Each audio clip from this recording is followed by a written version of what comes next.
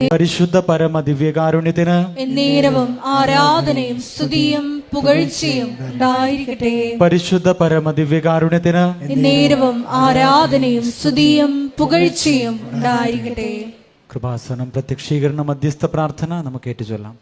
അമ്മേ പരിശുദ്ധ അമ്മേ, അമ്മേ പരിശുദ്ധ അമ്മേ, ദൈവമാതാവേ, ദൈവമാതാവേ, കൃപാസനത്തിലൂടെ ഞങ്ങൾക്കും ഞങ്ങളുടെ ദേശത്തിനും അമ്മ മാധ്യസ്ഥം തേടിത്തന്ന എല്ലാ അനുഗ്രഹങ്ങൾക്കും കൃപകൾക്കും ഞങ്ങളിപ്പോൾ ഹൃദയം നിറഞ്ഞ നന്ദി പറയുന്നു. അമ്മേ പരിശുദ്ധ അമ്മേ, ദൈവമാതാവേ, 2004 ഡിസംബർ 7 ഉച്ച കഴിഞ്ഞ് 2:30 കൃപാസനത്തിൽ സംഭവിച്ച അമ്മയുടെ പ്രത്യക്ഷപ്പെടലിനെ കുറിച്ച് തിരുസഭയ്ക്ക് സമർപ്പിച്ചിരിക്കുന്ന പഠനരേഖകളുടെ വസ്തുനിഷ്ഠവും ദൈവശാസ്ത്ര വിധിപ്രകാരമുള്ളതുമായ അന്വേഷണ പഠനങ്ങൾ നടത്തി ആ പ്രത്യക്ഷപ്പെടലിലൂടെ പ്രകടമായ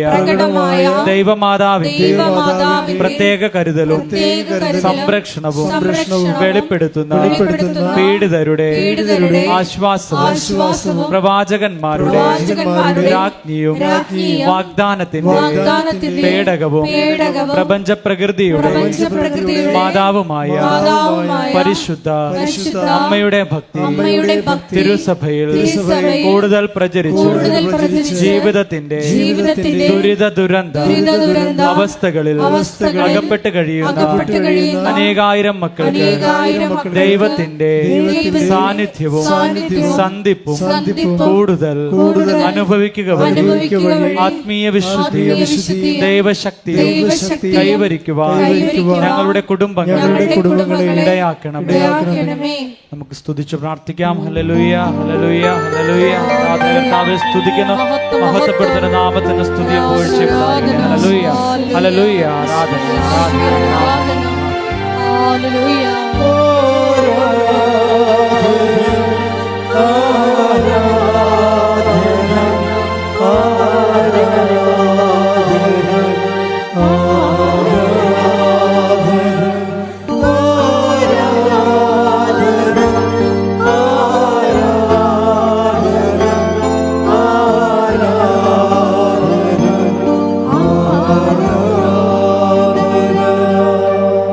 പരിശുദ്ധ പരമ ദിവ്യകാരുണ്യത്തിന് എന്നേരവും ആരാധനയും സ്തുതിയും പുകഴ്ചയും ഉണ്ടായിരിക്കട്ടെ. പരിശുദ്ധ പരമ ദിവ്യകാരുണ്യത്തിന് എന്നേരവും ആരാധനയും സ്തുതിയും പുകഴ്ചയും ഉണ്ടായിരിക്കട്ടെ. പരിശുദ്ധ പരമ ദിവ്യകാരുണ്യത്തിന് എന്നേരവും ആരാധനയും സ്തുതിയും പുകഴ്ചയും ഉണ്ടായിരിക്കട്ടെ. അമ്മേ പരിശുദ്ധ അമ്മേ, അമ്മേ പരിശുദ്ധ അമ്മേ, ഭൂസ്വർ ലോകങ്ങളുടെ രാജ്ഞിയായ അങ്ങേക്ക് ഭൗമ സംരക്ഷണത്തിനായി പ്രപഞ്ച പ്രകൃതിയെ തന്നെ തിരുസഭ പ്രതിഷ്ഠിക്കുവാൻ ഈ പ്രത്യക്ഷീകരണം വഴി ഇടയാക്കണമേ. പരിശുദ്ധ അമ്മേ, ജപമാല മാതാവേ, സകല കൃപാസനം പ്രാർത്ഥനകളോടും ചേർന്ന് ഞങ്ങളിപ്പോൾ പ്രാർത്ഥിക്കുന്നു. ഈ കുടുംബത്തിന്റെ പ്രത്യേക നിയോഗവും മൗനമായി നിന്നുകൊണ്ട് നമ്മളെ ഓരോരുത്തരുടെയും വ്യക്തിപരമായിട്ടുള്ള നിയോഗങ്ങൾ ദിവ്യകാരുണ്യ തിരുസന്നിധിയിൽ പരിശുദ്ധ അമ്മയുടെ മധ്യസ്ഥതയിൽ നമുക്ക് സമർപ്പിച്ച് പ്രാർത്ഥിക്കാം.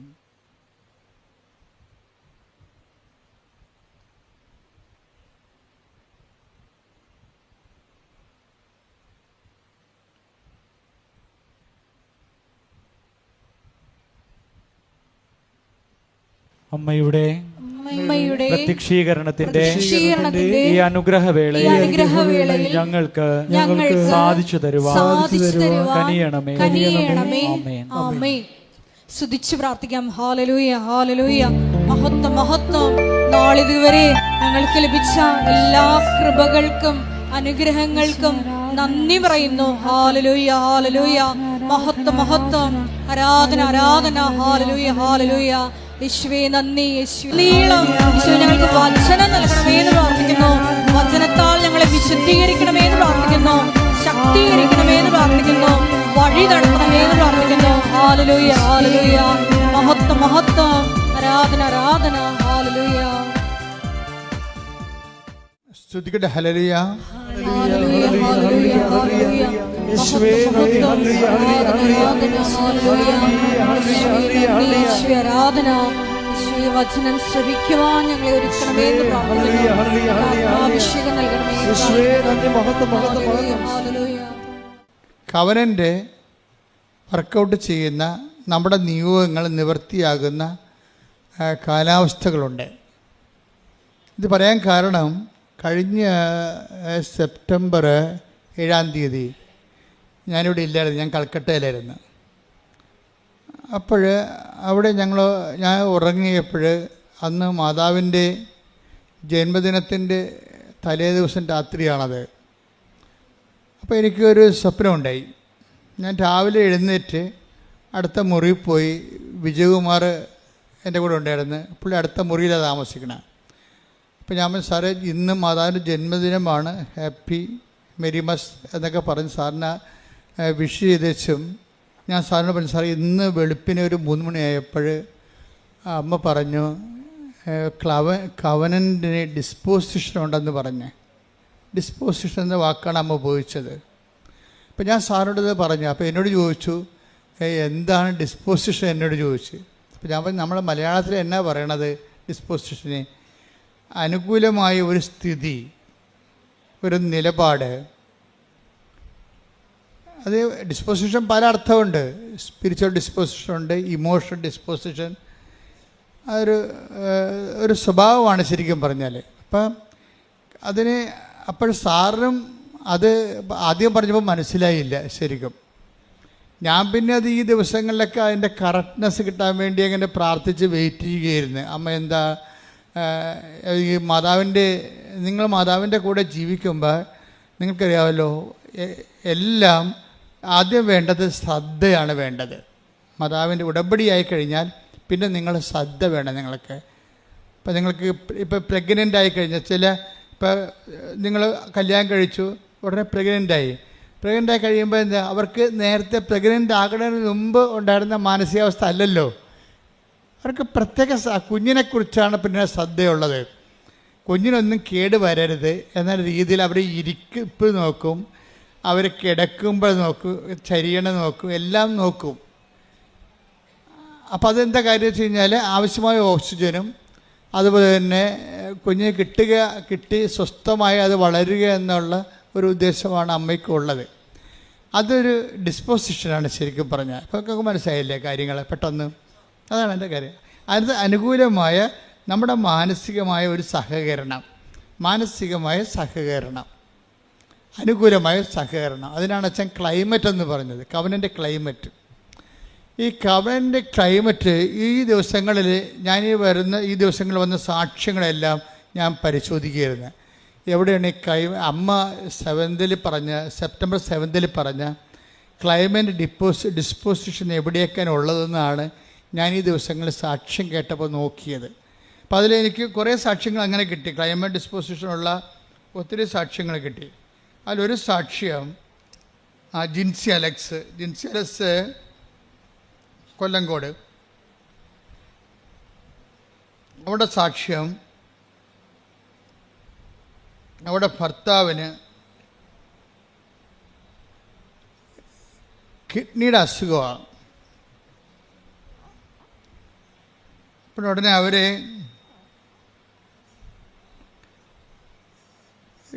ഈ ഭർത്താവിനെ ഡയാലിസിസിന് കയറ്റുമ്പോൾ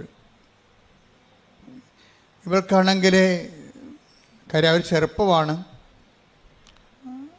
അപ്പോൾ പെട്ടെന്നിങ്ങനെ ഒരു കിഡ്നിക്ക് അസുഖം വന്നപ്പോൾ നമ്മൾ പറയില്ലേ, പച്ചമലയാളത്തിൽ പറഞ്ഞ നിന്നിടം മറന്നു പോകണമെന്ന് പറയത്തില്ലേ. അപ്പം അങ്ങനെ ഒരവസ്ഥ ആണ് അവിടെ ഉള്ളതെല്ലാം. പക്ഷേ ഇവൾ ഈ ഉടമ്പടി എടുത്തിരിക്കും. കിഡ്നി അസുഖമാണെന്ന് കേട്ടപ്പോൾ തന്നെ വന്ന് ഉടമ്പടി എടുത്ത് കഴിയുമ്പോൾ ഒരു ഡിസ്പോസിഷൻ രൂപപ്പെട്ടു വരും. ചിലർക്ക് ഉണ്ടാകത്തില്ല. ചിലരിങ്ങനെ ഓട്ടോമാറ്റിക്കായിട്ട് വന്ന് യാന്ത്രികമായിട്ട് എടുത്തുകൊണ്ട് പോണ കാരണം അവർക്കുണ്ടാകത്തില്ല. ചിലർ ശ്രദ്ധയോടുകൂടിയാണ് എടുക്കുക. കാര്യം ഞാൻ ഉടമ്പടി ആകുമ്പോൾ അമ്മയുമായിട്ട് ഞാൻ ഉടമ്പടിയിലാണ് ഇനിയുള്ള കാലമെല്ലാം എൻ്റെ കാര്യം അമ്മ നോക്കിക്കൊള്ളും. അതാണ് അതിൻ്റെ ഒരു മാനസികാവസ്ഥയാണത്. കാലാവസ്ഥയെന്ന് ഞാൻ പറഞ്ഞ കാര്യം മാനസിക കാലാവസ്ഥയാണ്. അപ്പം നേരത്തെ ഉണ്ടായിരുന്നതിനേക്കാൾ ഉടമ്പടി എടുക്കുന്നതിന് മുമ്പുണ്ടായിരുന്ന കാലാവസ്ഥയെക്കാളും വ്യത്യസ്തമായ കാലാവസ്ഥയാണിത്. ഇവള് വളരെ എത്ര തിരക്കാണെങ്കിലും നമ്മൾ ദൈവമായിട്ട് ഒരു ഉടമ്പടി റിലേഷൻസ് വരികയല്ലേ. അപ്പം നമുക്ക് കുറച്ച് ഉത്തരവാദിത്വമുണ്ട്, ദൈവത്തിനും കുറച്ച് ഉത്തരവാദിത്വമുണ്ട്. ദൈവത്തിൻ്റെ ഉത്തരവാദിത്വം എന്താണ്? നമ്മളെ സംരക്ഷിക്കുക, വളർത്തുക, നിലനിർത്തുകയാണ് ദൈവത്തിൻ്റെ ഉത്തരവാദിത്വം. നമ്മുടെ ഉത്തരവാദിത്വം എന്താ? ദൈവത്തിന് പ്രവർത്തിക്കാൻ പറ്റുന്ന രീതിയിൽ നമ്മളെ തന്നെ പരുവപ്പെടുത്തുകയാണ് നമ്മുടെ ഉത്തരവാദിത്വം. അപ്പോൾ ഈ ഗ്രിൻസി വളരെ ഭംഗിയായിട്ട് ചെയ്യുന്നുണ്ട്. കാര്യം അവൾ സീരിയസ് ആയിട്ടാണ് പ്രാർത്ഥിച്ചാണ് വന്നത്, ഉടമ്പടി എടുക്കുന്നത്. പ്രാർത്ഥിച്ച് വന്നെടുത്തിട്ട് ഈ ഉടമ്പടിയോട് കൂടി ഞാനും ദൈവവും തമ്മിൽ വളരെ ഉത്തരവാദിത്വമുള്ള ഉടമസ്ഥ ബന്ധത്തിലേക്ക് വരികയാണ്. അതാണ് നമ്മൾ സാധാരണ കേവല മനുഷ്യനും ഉടമ്പടി മനുഷ്യനും തമ്മിലുള്ള വ്യത്യാസം. ഉടമ്പടിയിൽ അനുദിന ജീവിതത്തിൽ നമ്മൾ ഉത്തരവാദിത്വമുള്ള ഒരു ഉടമസ്ഥ ജീവിതത്തിലേക്ക്, ദൈവത്തിൻ്റെതാണെന്ന് നമ്മളെല്ലാവരും പറയും, നമ്മൾ ദൈവത്തിൻ്റെ മക്കളാണെന്ന് നമ്മളെല്ലാവരും പറയും. അങ്ങനെ ആർക്കും പറയാം, അതിനൊരു കുഴപ്പമില്ല. ദൈവം അല്ലെന്ന് പറയുന്നിടത്തോളം കാലം നമുക്കാണെന്ന് പറഞ്ഞുകൊണ്ടിരിക്കാം. പക്ഷേ ആ പുസ്തകത്തിലെ പശു ചില സമയത്ത് പുല്ല് തിന്നത്തില്ല. എന്താ കാര്യം? ഈ എല്ലാ കാര്യങ്ങളും സാധൂകരിക്കണം, ജസ്റ്റിഫൈ ചെയ്യണം. വിശ്വാസത്തിന് അങ്ങനെ ഒരു പ്രശ്നമുണ്ട്. വിശ്വാസം ജസ്റ്റിഫൈഡ് ആകണത് പ്രവർത്തികളിലൂടെയാണ്. അതാണ് പ്രവൃത്തി കൂടാതെയുള്ള വിശ്വാസം. ഞാൻ വിശ്വാസിയാണെന്ന് ആർക്കും പറയാം.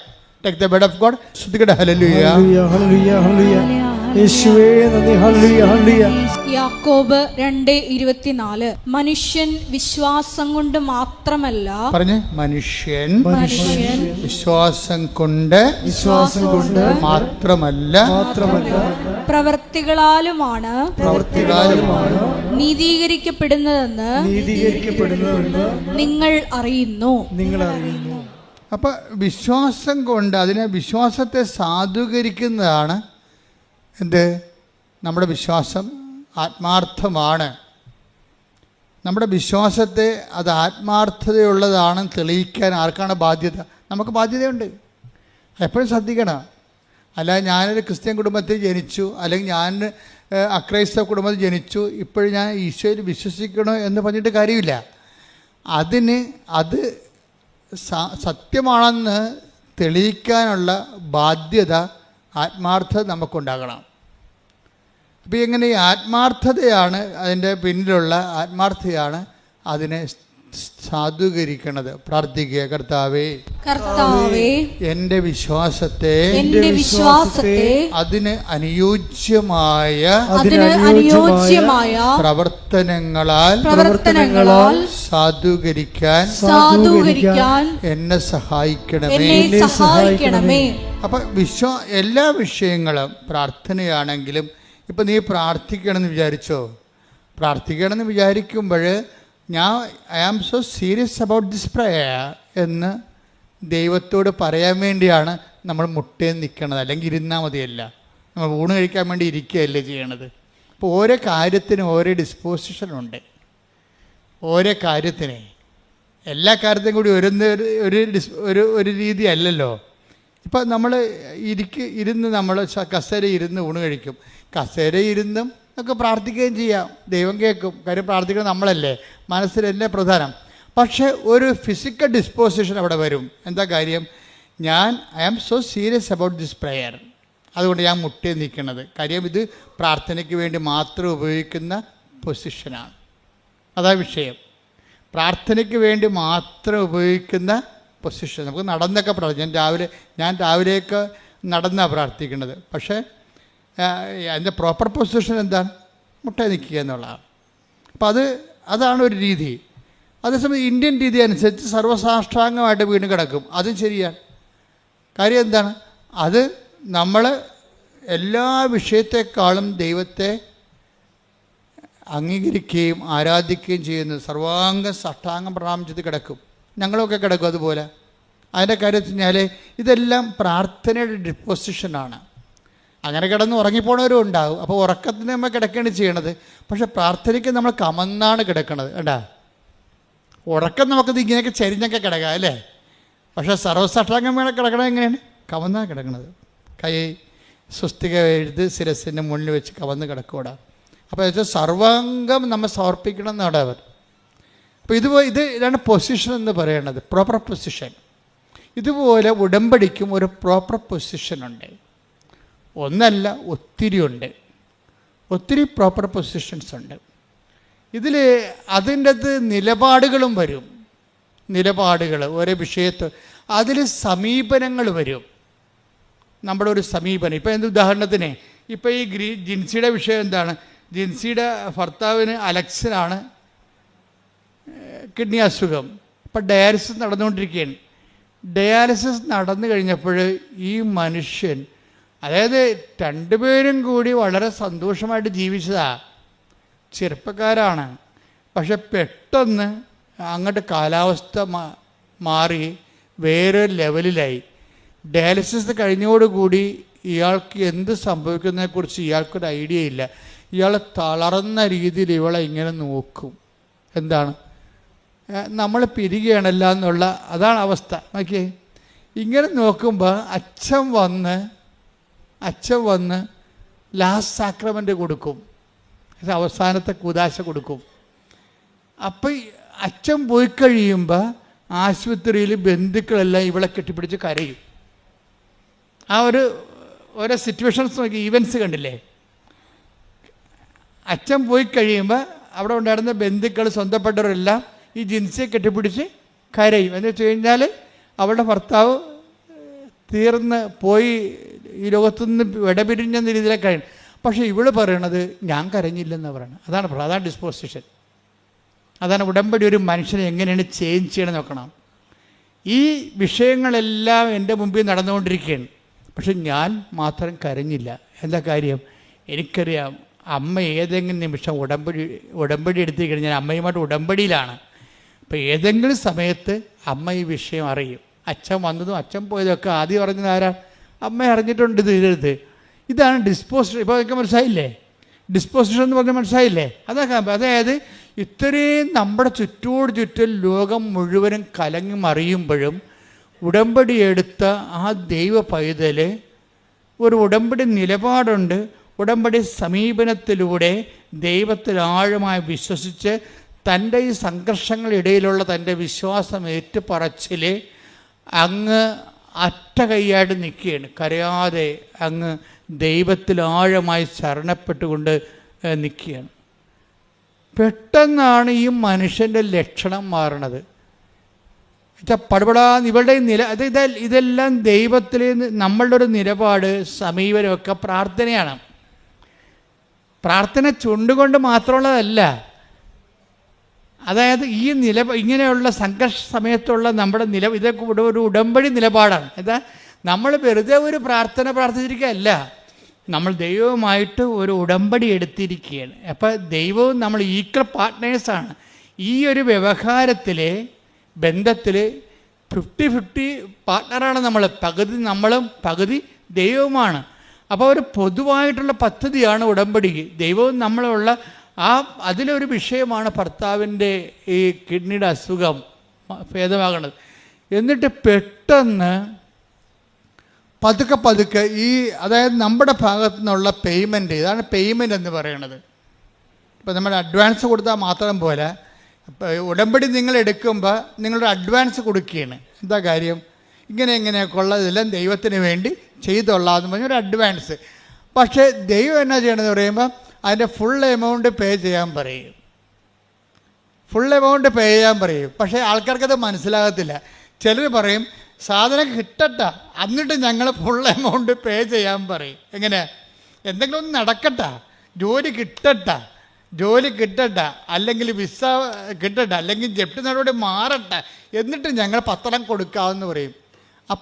അതൊരു ബാർഗെയിനിങ്ങിലേക്ക് മാറും. ചില ആൾക്കാർക്ക് മണ്ടത്തരം പറഞ്ഞാൽ അങ്ങനെയാണ് ഉടമ്പടിയിൽ.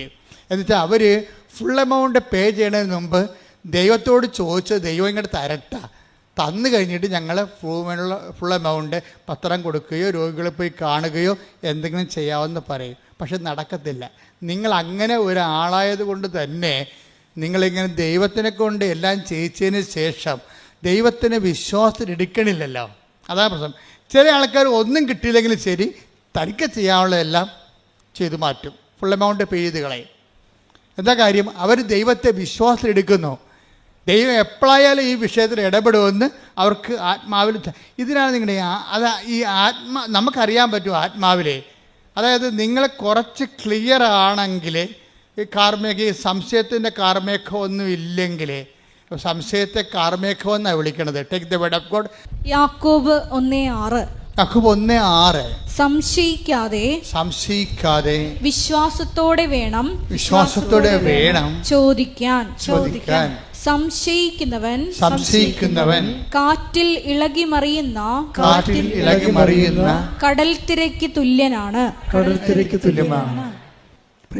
അപ്പം സംശയിക്കാതെ വേണം ഇത് വിഷയം ചെയ്യാൻ. അതായത് നിങ്ങൾ ഈ കണ്ണും പൂട്ടി അങ്ങോട്ട് ചെയ്യണം ഉടമ്പടിയിൽ. ഇപ്പം അതിൻ്റെ അർത്ഥം എന്താണ്? ദൈവത്തെ നമ്മൾ വിശ്വാസത്തിൽ എടുക്കുന്നു, അതാണ് വിഷയം. അല്ലാതെ ദൈവത്തിൽ നിന്ന് ഒരു ഇൻസ്റ്റാൾമെൻറ്റ് വരട്ടെ, ഈ കമ്പനി ശരിയാണെന്ന് നോക്കട്ടെ, ഈ ഏജൻറ്റ് നമ്മളെ പറ്റിക്കോ. നമ്മൾ വിസ ഏജൻറ്റുമാരെ എപ്പോഴും സംശയത്തോടെയല്ലേ നോക്കണം, ഈ കാശ് പോകുക എന്ന് ഓർത്തിട്ട്.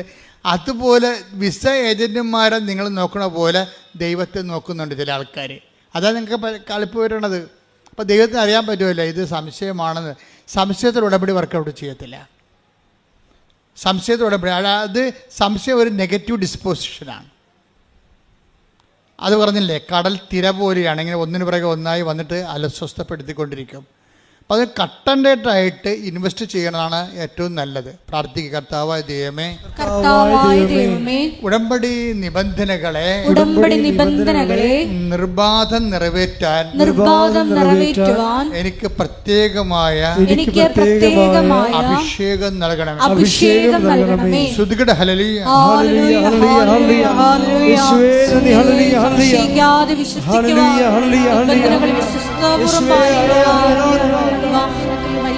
ജ്ഞാനത്തിലൂടെ ഞങ്ങൾ അഭിഷേകം ചെയ്യണമേ.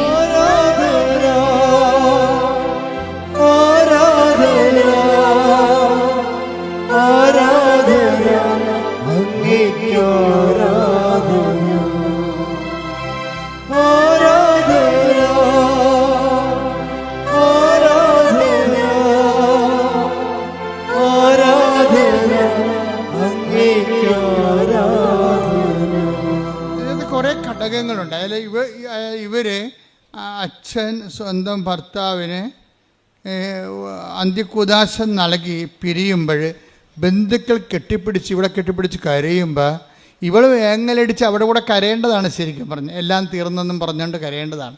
ഇവിടെ കരയാത്തതിൻ്റെ കാരണം ഇവിടെ വിശ്വാസം, പ്രത്യാശ ഇവർക്ക് കൊടുക്കുന്നുണ്ട്. പ്രത്യാശ എന്താണ് നമുക്ക് നൽകണത്? പ്രത്യാശ നമ്മളെ നിരാശരാക്കുന്നില്ല. പ്രത്യാശ എപ്പോഴാണ് നമ്മൾ നിരാശരാക്കാത്തത്? നമ്മൾ ചിന്തിക്കുന്ന പരിശുദ്ധാത്മാവിനാൽ ദൈവത്തിൻ്റെ സ്നേഹമെന്തെന്ന്. ടേക്ക് ദ വേർഡ് ഓഫ് റോമർ 5:5. ശ്രുതികട ഹല്ലേലൂയ. 5:5. പ്രത്യാശ നമ്മെ നിരാശരാക്കുന്നില്ല. എന്ന് പറഞ്ഞ പ്രത്യാശ നമ്മളെ നിരാശരാക്കുന്നില്ല. കാരണം നമുക്ക് നൽകപ്പെട്ടിരിക്കുന്ന പരിശുദ്ധാത്മാവിലൂടെ ദൈവത്തിന്റെ സ്നേഹം നമ്മുടെ ഹൃദയങ്ങളിലേക്ക് ചൊരിയപ്പെട്ടിരിക്കുന്നു. അപ്പൊ ഇതാണ് വിഷയം. അതായത് ഉടമ്പടി എടുക്കുമ്പോഴേ ജിൻസിക്ക് ഇതിന് ഇനിയുള്ള എല്ലാ അതിജീവനങ്ങൾക്കും ആവശ്യമായ ആത്മാഭിഷേകം കിട്ടിയിട്ടുണ്ടാണ്, പരിശുദ്ധാത്മാവിനെ. അതിൽ വെറുതെ നിൽക്കാൻ പറ്റത്തില്ല. അതായത് എല്ലാവരെയും അന്ത്യകുദാശം നൽകിയിട്ട് സ്വന്തം ഭർത്താവിന് അന്ത്യകുദാശം നൽകിക്കൊണ്ട് അച്ഛൻ പിരിയുമ്പോൾ ബന്ധുക്കളെല്ലാം ഇവളെ കെട്ടിപ്പിടിച്ച് കരയുമ്പോൾ ഇവളിങ്ങനെ വളരെ നിശ്ചയദാർഢ്യത്തോടെ നിൽക്കുന്നത് പ്രത്യാശ കൊണ്ടാണ്. എന്താ കാര്യം? ഞാൻ ഉടമ്പടി എടുത്തിട്ടുണ്ട്, എൻ്റെ ഭർത്താവിൻ്റെ ജീവിതത്തിൽ ഇത് അവസാന വാക്കല്ല, ദൈവത്തിൻ്റെതാണ് അവസാന വാക്ക്. ഇന്നല്ലെങ്കിൽ അടുത്ത നിമിഷം ദൈവം പ്രവർത്തിക്കുമെന്ന് ഇവിടെ പ്രത്യാശിക്കുന്നു. അവിടെ എന്തുകൊണ്ടാണ് പ്രത്യാശിക്കണമെന്നാണ് വചനം പറയുന്നത്. എന്താണ്? പ്രത്യാശ നമ്മളെ നിരാശരാക്കുന്നില്ല. എന്താ കാര്യം? അപ്പോൾ അത് ഉടമ്പടി എടുത്തവരും എടുക്കാത്തവരും നമ്മൾ വ്യത്യാസം കണ്ട. എടുക്കാത്തവർ കെട്ടിപ്പിടിച്ച് കരയുന്നു, ഉടമ്പടി എടുത്തവർ അവർക്ക് എന്താ കിട്ടിയിരിക്കേണ്ടത്? പ്രത്യാശ കിട്ടിയിരിക്കുകയാണ്. എന്താണ്? അവൾ പരിശുദ്ധാത്മ പറയും, നീ വിഷമിക്കേണ്ട, ഏതാനും നിമിഷങ്ങൾക്കുള്ളിൽ നിൻ്റെ ഭർത്താവിൽ നിനക്ക് ടെസ്റ്റ് തന്നതാണ്, കുറച്ച് കഴിയുമ്പോൾ ദൈവം ഈ വിഷയം ഏറ്റെടുത്താണ്, നിൻ്റെ ഭർത്താവിന് ജീവനോട് നിനക്ക് തരും എന്നുള്ള ഒരു മുന്നറിവ് പ്രത്യാശ ഇവർക്ക് നൽകിയിട്ടുണ്ട്. ഈ പ്രത്യാശ വന്ന എന്താ ഗുണം? നമുക്ക് നിരാശ എന്ന് പറഞ്ഞാൽ എന്താണ്? ഇപ്പോൾ ആൾക്കാർ പറയും നിരാശ ഉണ്ടാകാതിരിക്കുക എന്ത് ചെയ്യണം? ആശ ഉണ്ടാകാതിരുന്നാൽ മതിയെന്ന്. പണ്ട് ബുദ്ധനൊക്കെ അങ്ങനെ പറഞ്ഞുകൊണ്ടിരുന്നത്, ആശ ഉണ്ടാകാതിരുന്നാൽ മതിയെന്ന്. പക്ഷേ ബൈബിൾ പറയും, ബൈബിൾ അതിനെ ഈ അണ്ടേ കൊണ്ടേ വളം വെക്കത്തില്ല, ഡയറുടെ റൂട്ടിലേ വളം വെക്കത്തുള്ളൂ. ബൈബിൾ എന്താ പറയണത്? പ്രത്യാശ ഉണ്ടെങ്കിൽ സ്വാഭാവികമായിട്ടും നിനക്ക് നിരാശ ഉണ്ടാകത്തില്ല. എന്തുകൊണ്ടാണ് നിനക്ക് നിരാശ ഉണ്ടാകാത്തത്? എന്താണെന്ന് വെച്ച് കഴിഞ്ഞാൽ പരിശുദ്ധാത്മാവ് നിനക്ക് അറിവ് നൽകും. അതാണ് വിഷയം. എന്താണ്? ഈ ഉടമ്പടിയോടുകൂടി നീ പരിശുദ്ധാത്മാവിൻ്റെ പ്രത്യേകമായ ഇടപെടലിനും കമ്മ്യൂണിക്കേഷനിലാകും നീ ദൈവമായിട്ട്. അപ്പോൾ ഒരു ആന്തരികമായൊരു കമ്മ്യൂണിക്കേഷൻ കിട്ടിക്കഴിഞ്ഞാൽ നിനക്ക് ആന്തരികമായ ഉറപ്പ് ലഭിക്കും. ഇപ്പം എല്ലാവരും കിടന്ന് വിഷമിക്കുമ്പോഴും ചില സ്നേഹബന്ധങ്ങളൊക്കെ ഉണ്ടാകുമല്ലോ. അപ്പോൾ ഒത്തിരി കല്യാണ മന്ദിരം അവളെ ഒന്നിനും കെട്ടണില്ല, ഒന്നിനും സമ്മതിക്കണില്ല അവൾ. അപ്പനും അല്ലേ അവളെ ഏറ്റവും അടുത്തറിയാവുന്നത് അവളുടെ ആങ്ങളൊക്കെയായിരിക്കും. ആങ്ങളക്ക് മറ്റുള്ള കാര്യങ്ങളൊക്കെ അറിയാവുന്ന ആളായിരിക്കും. വന്ന് ചോദിക്കും, എടി നീ ഇങ്ങനെ നിൽക്കണത് എന്താ? നിനക്ക് വല്ല ഉറപ്പം കിട്ടിയിട്ടുണ്ടാന്ന് ചോദിക്കും. എന്ന് വെച്ച് കഴിഞ്ഞാൽ അവൾക്കല്ലേ അറിയാൻ പാടില്ല ഉറപ്പ് കിട്ടിയിട്ടുണ്ടാകുന്നത്. ഇതൊരു മറ്റു മനുഷ്യരോട് പറയാൻ പാടില്ലാത്തൊരു ഉറപ്പാണ് ദൈവവും തമ്മിലുള്ള ബന്ധത്തിലുണ്ടാകുന്ന ഉറപ്പുകൾ.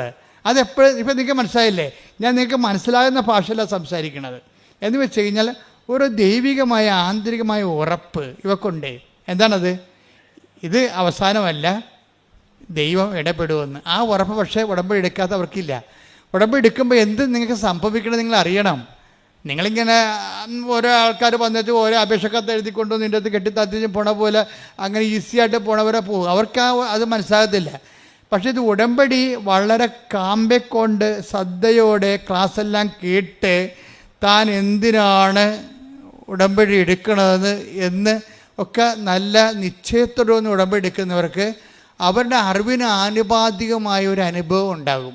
എപ്പോഴും നമ്മൾ ശ്രദ്ധിക്കേണ്ടതേ ഇതെല്ലാം വർക്കൗട്ട് ചെയ്യണത് ഒരു അനുഭവത്തിൻ്റെ വെളിച്ചത്തിലാണ്. അനുഭവം ഉണ്ടാകണമെങ്കിൽ എന്ത് ചെയ്യണം? ആദ്യം അറിവുണ്ടാകണം. അറിവെന്ന് പറഞ്ഞ് എന്തുമാത്രം അറിവാണെന്ന് എനിക്കറിയത്തില്ല. ഞാൻ 10-38 കൊല്ലമായി ഈ ശുശ്രൂഷ ചെയ്തുകൊണ്ടിരിക്കുന്നതാണ്. ഇപ്പോഴും ഈ വിഷയത്തിൽ പുതിയ കാര്യങ്ങളാണ് കർത്താവ് പറയണത്. അപ്പോൾ അറിവ് എവിടെ ചെന്ന് എത്തുമെന്ന് ഒരു പിടിയുമില്ല. നമ്മൾ ചിലപ്പോൾ ഇപ്പോഴും ABCD തന്നെ ആയിരിക്കും ചിലപ്പോൾ ആധ്യാത്മികതയുടെ. എത്തി കഴിഞ്ഞാൽ ഇതിൻ്റെ അകത്ത് വെച്ച് കഴിഞ്ഞാൽ അറിവാണ് നമുക്ക് എന്ത് തരണത്? അനുഭവം തരണത്. അപ്പം അനുഭവത്തിൻ്റെ അകത്ത് മൈനർ എക്സ്പീരിയൻസ് ഉണ്ട്, മേജർ എക്സ്പീരിയൻസ് ഉണ്ട്. ഇപ്പം മൈനർ എക്സ്പീരിയൻസിന് മൈനറായിട്ടുള്ള അറിവൊക്കെ മതി. മേജർ എക്സ്പീരിയൻസിന് മേജർ ആയിട്ടുള്ള വിസ്റ്റം വേണം. ഇതാണ് നമ്മൾ കൂടുതൽ ആഴങ്ങളിലേക്ക് നീക്കി വലയിറക്കാൻ ഈശോ പറയത്തില്ലേ? ഈശോ എന്താ ശ്രദ്ധിക്കട്ടെ. ഹല്ലേലൂയ. ലൂക്ക 5:4. ലൂക്ക 5:4. സംസാരിച്ചു തീർന്നപ്പോൾ സംസാരിച്ചു തീർന്ന അപ്പൊ ഈശോ പ്രസംഗിക്കായിരുന്നു അവരോട് കടൽത്തീരത്തിൽ വെച്ച്. സംസാരിച്ചു തീർന്നപ്പോൾ അവൻ ശിമയോനോട് പറഞ്ഞു, ആഴത്തിലേക്ക് നീക്കി മീൻ പിടിക്കാൻ വലയിറക്കുക. ഇത് വാസ്തവത്തിൽ ഞാൻ ഒരിക്കലും ഈ വചനം വായിച്ചുകൊണ്ടിരുന്നപ്പോഴേ, ഇപ്പോഴല്ല, ഇപ്പം ഞാൻ ഇത് ഓർത്തുകൊണ്ട് ഇങ്ങനെ പറയാം. അതായത് ഈശോ ഈ നമുക്ക് കടലിലത്തെ, ഞാൻ കുറേ നാൾ കടലോരത്തും കടലിലും ഒക്കെ ആയിട്ട് സുവിശേഷ വേല ചെയ്താണ്.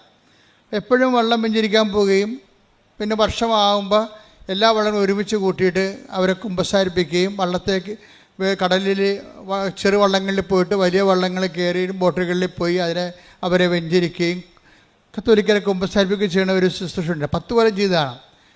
അപ്പോഴൊക്കെ നമ്മൾ കടത്തീരത്ത് വരുമ്പോൾ നമ്മൾ കാണുന്നൊരു വിഷയം എന്ന് വെച്ച് കഴിഞ്ഞാൽ ചില ബീച്ചുകാരൊക്കെ ഉണ്ടാവും കടലോരത്ത്, കടലിൽ വീശണം. അവർക്ക് വല്ല കൂരി പോലെയൊക്കെ ഉള്ള മീനൊക്കെ കിട്ടും.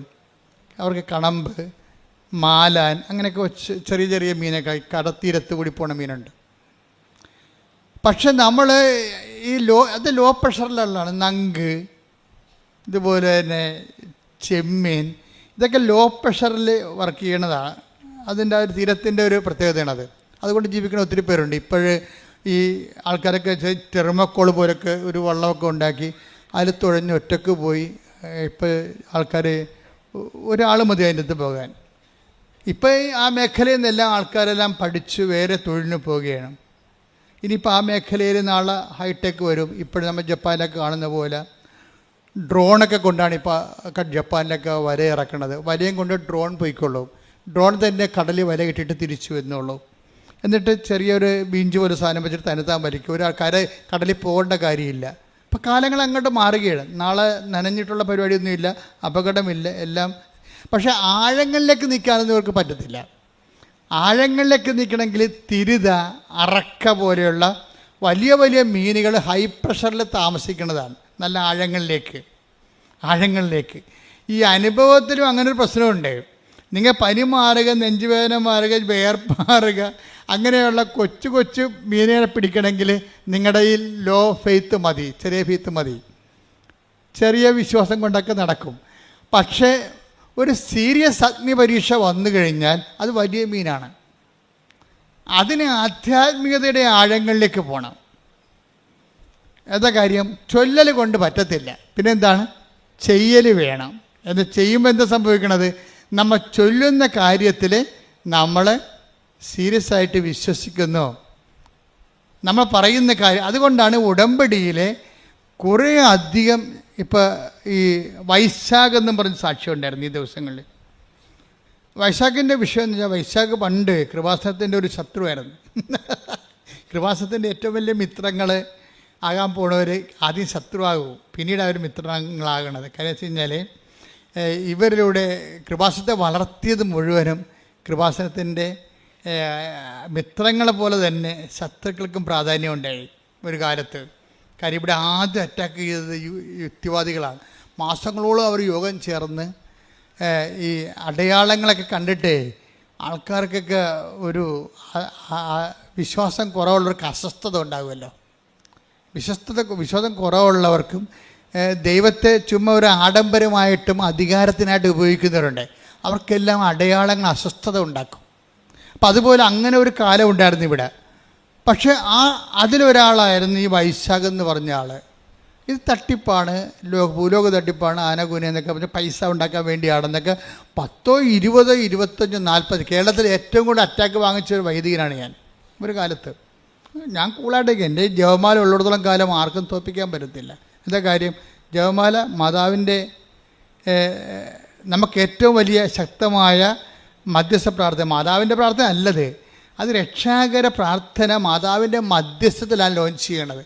അപ്പോൾ അതിന് ഒരു അഭിഷേകം കിട്ടിയിരിക്കുന്ന കാരണം, ഈ അഭിഷേകം എന്നുകൊണ്ട് എന്താണെന്ന്, എല്ലാത്തിനും ഒരു അഭിഷേകമുണ്ട്. നിങ്ങൾക്കറിയാമല്ലോ.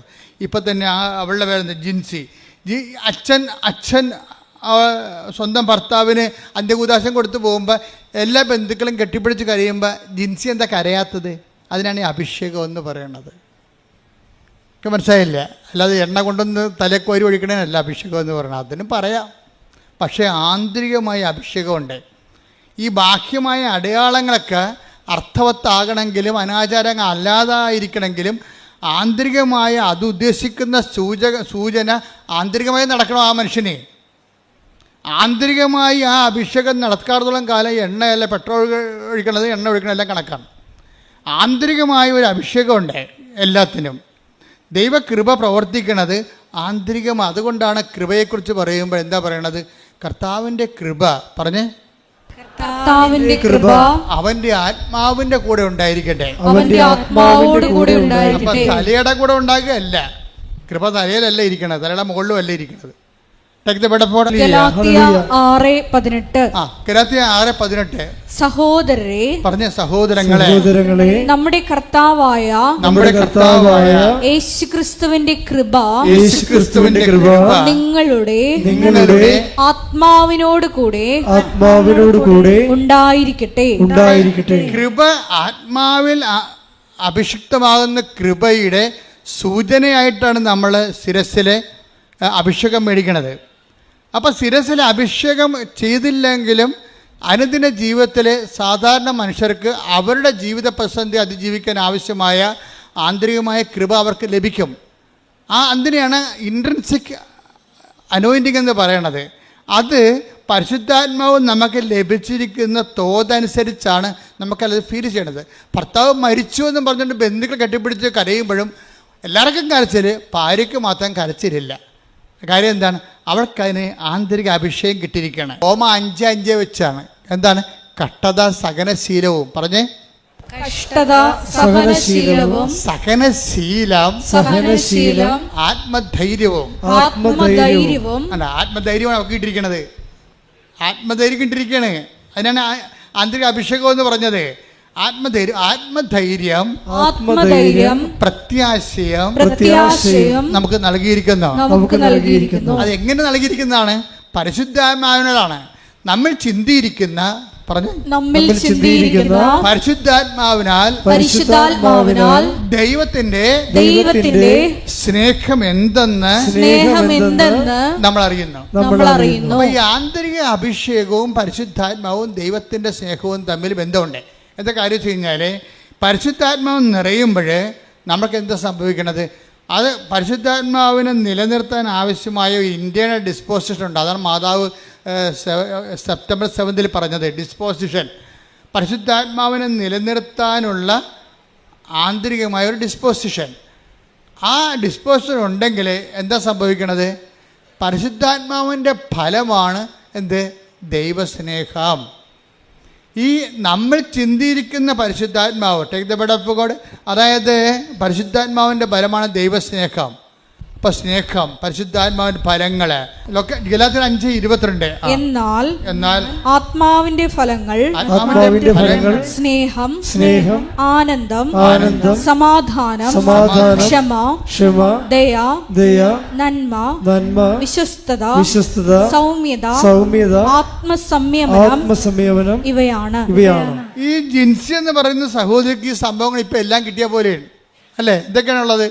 ആത്മാവിന്റെ ഫലങ്ങൾ എന്തൊക്കെയാണുള്ളത്? സ്നേഹം, ആനന്ദം. അപ്പൊ ഇതെല്ലാം ഈ ആന്തരികമായ ആനന്ദത്തിനാണ് ആന്തരിക അഭിഷേകം എന്ന് പറയുന്നത്. സ്നേഹം, ആനന്ദം, പിന്നെന്താണ്? സമാധാനം, ക്ഷമ, ദയ, നന്മ. ഇത് ഈ സമാധാനം എന്ന് പറയണത് ശരിക്കും പറഞ്ഞ സ്നേഹം പ്ലസ് ക്ഷമയാണ് ഈസിക്കൽ ടു സമാധാനമാണ്. അപ്പോൾ സ്നേഹം എന്ന് പറഞ്ഞാൽ അതിൻ്റെ കൂടെ പ്ലസ് അതിൻ്റെ കൂടെ പിന്നെന്താ? ക്ഷമ കൂടുമ്പോഴാണ് അതായത് സമാധാനം എന്ന് പറയുന്നത്. സമാധാനം ഉണ്ടാകണത്. ക്ഷമ എന്ന് പറയുന്നത് എന്താണ്? സഹിക്കുന്ന സ്നേഹത്തിനാണ് ക്ഷമയെന്ന് പറയണത്. സഹിക്കുന്ന സ്നേഹത്തിനാണ് ക്ഷമയെന്ന് പറയണത്. അപ്പം സ്നേഹവും പിന്നെ അതിൻ്റെ സർപ്ലസായി വരുന്ന സഹിക്കുന്ന സ്നേഹവും കൂടി വരുമ്പോഴാണ് നമ്മൾ സമാധാനം വരണത്. പിന്നെ സമാധാനം കഴിഞ്ഞ് എന്താ പറയണത്? ക്ഷമ, ദയ. കാരണം നമുക്ക് മറ്റുള്ളവർക്ക് ആ സ്നേഹം സഹിച്ചുകൊണ്ട് മറ്റുള്ളവർക്ക് സ്നേഹം കൊടുക്കുന്നതിനാണ് ദയ എന്ന് പറയുന്നത്. നന്മ. അത് ഏത് കാലാവസ്ഥയിലും നന്മയായിട്ടുള്ള ചെയ്യാനുള്ള ബേസിക് ഗുഡ്നെസ് ആണത്. വിശ്വസ്തത എന്ന് വെച്ചാൽ വചനത്തോടും ദൈവത്തോടും ദൈവവചനത്തോടുമുള്ള ഒരു മനുഷ്യന്റെ കൂറ് വിശ്വസ്തത. സൗമ്യതയിലും ഈ സഹിക്കുന്ന സ്നേഹവും ക്ഷമയും കൂടിയാണ്, പ്രത്യാശയും കൂടി കലർത്താണ് ഈ സൗമ്യത ഉണ്ടാകുന്നത്. സൗമ്യത ശരിയാകും. ഭർത്താവ് 4 കാലേ വീണ് കുടിച്ചുകൊണ്ട് വന്നിട്ട് നമ്മുടെ മോന്തക്കിട്ട് 2 കാച്ച് കാച്ചിയാലും ഈ ഭാര്യ, ചില ആന്തരികമായ അഭിഷേകം കിട്ടിയ ഭാര്യമാർ പ്രാർത്ഥനയോടെ നിൽക്കും. എന്താണ്? ഇന്നല്ലെങ്കിൽ നാളെ ആ മനുഷ്യനെ കർത്താവ് തൊടും എന്നാണ് പറയണത്. തൊടും, അതാണ് സൗമ്യത. അപ്പോൾ അവൾക്ക് ഇതുപോലെയുള്ള എടുത്ത് കയറ്റമൊന്നുമില്ല, വെയിറ്റ് ചെയ്യാണ്. അതായത് പ്രത്യാശ നമ്മളെ നിരാശരാക്കുന്നില്ല. എന്താ കാര്യം? നമ്മൾ ചിന്തിയിരിക്കുന്ന പരിശുദ്ധ. ഇതുകൊണ്ടാണ് നിങ്ങൾ വചനം വായിക്കണമെന്ന് പറഞ്ഞത്. ഉടമ്പടി കൊണ്ടുവന്നിട്ട് ഇങ്ങനെ നിയോഗങ്ങൾ എഴുതി കെട്ടിത്തന്നല്ല പ്രശ്നം. അത് ആക്ടിവേറ്റ് ചെയ്യണമെങ്കിൽ അതിന് കറസ്പോണ്ടിങ് ആയിട്ടുള്ള വചനങ്ങളുണ്ട്. അത് വരണത് വ്യാഖ്യാനങ്ങളാണ് വരണത്. ഉടമ്പടി ധ്യാനം കുടുംബം മാത്രമേ ഇത് മനസ്സിലാകത്തുള്ളൂ. അല്ലെങ്കിൽ നിങ്ങൾ ഇത് മനസ്സിലായില്ലെങ്കിൽ പഴയ ലോകത്താനായിട്ട് തന്നെ ജീവിക്കും.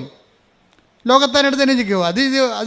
അത് ഒരു വശമായിട്ട് പോകും. വീട്ടിൽ നിങ്ങൾ പഴയ ആൾക്കാർ തന്നെ ജീവിക്കും. അങ്ങനെ അത് ജീവിക്കാതിരിക്കാനാണ് നിങ്ങളോട് പറയണത്. എന്താണ്? നിങ്ങൾ ഉടമ്പടി ധ്യാനം കൂടണം. പിന്നെ എന്താ ചെയ്യണത്? അരമണിക്കൂർ വെച്ച് വചനം വായിക്കണം, പ്രാർത്ഥിക്കുക. കർത്താവായ ദൈവമേ, ഉടമ്പടി ധ്യാനം മുടങ്ങാതെ കൂടാനും, ഉടമ്പടി ധ്യാനം മുടങ്ങാതെ കൂടുവാനും, മുടങ്ങാതെ വചനം വായിക്കുവാനും, മുടങ്ങാതെ വചനം വായിക്കുവാനും എന്നെ അഭിഷേകം ചെയ്യണമേ. ശ്രദ്ധിക്കട്ടെ. ഹല്ലേലൂയ, ഹല്ലേലൂയ, ഹല്ലേലൂയ. ഉടമ്പടി ആരാധനയിലൂടെ വചനത്തോടുള്ള ദാഹം ഞങ്ങളിൽ ഉണർത്തണമേ. അഭിഷേകം നൽകണമേ. ഹല്ലേലൂയ.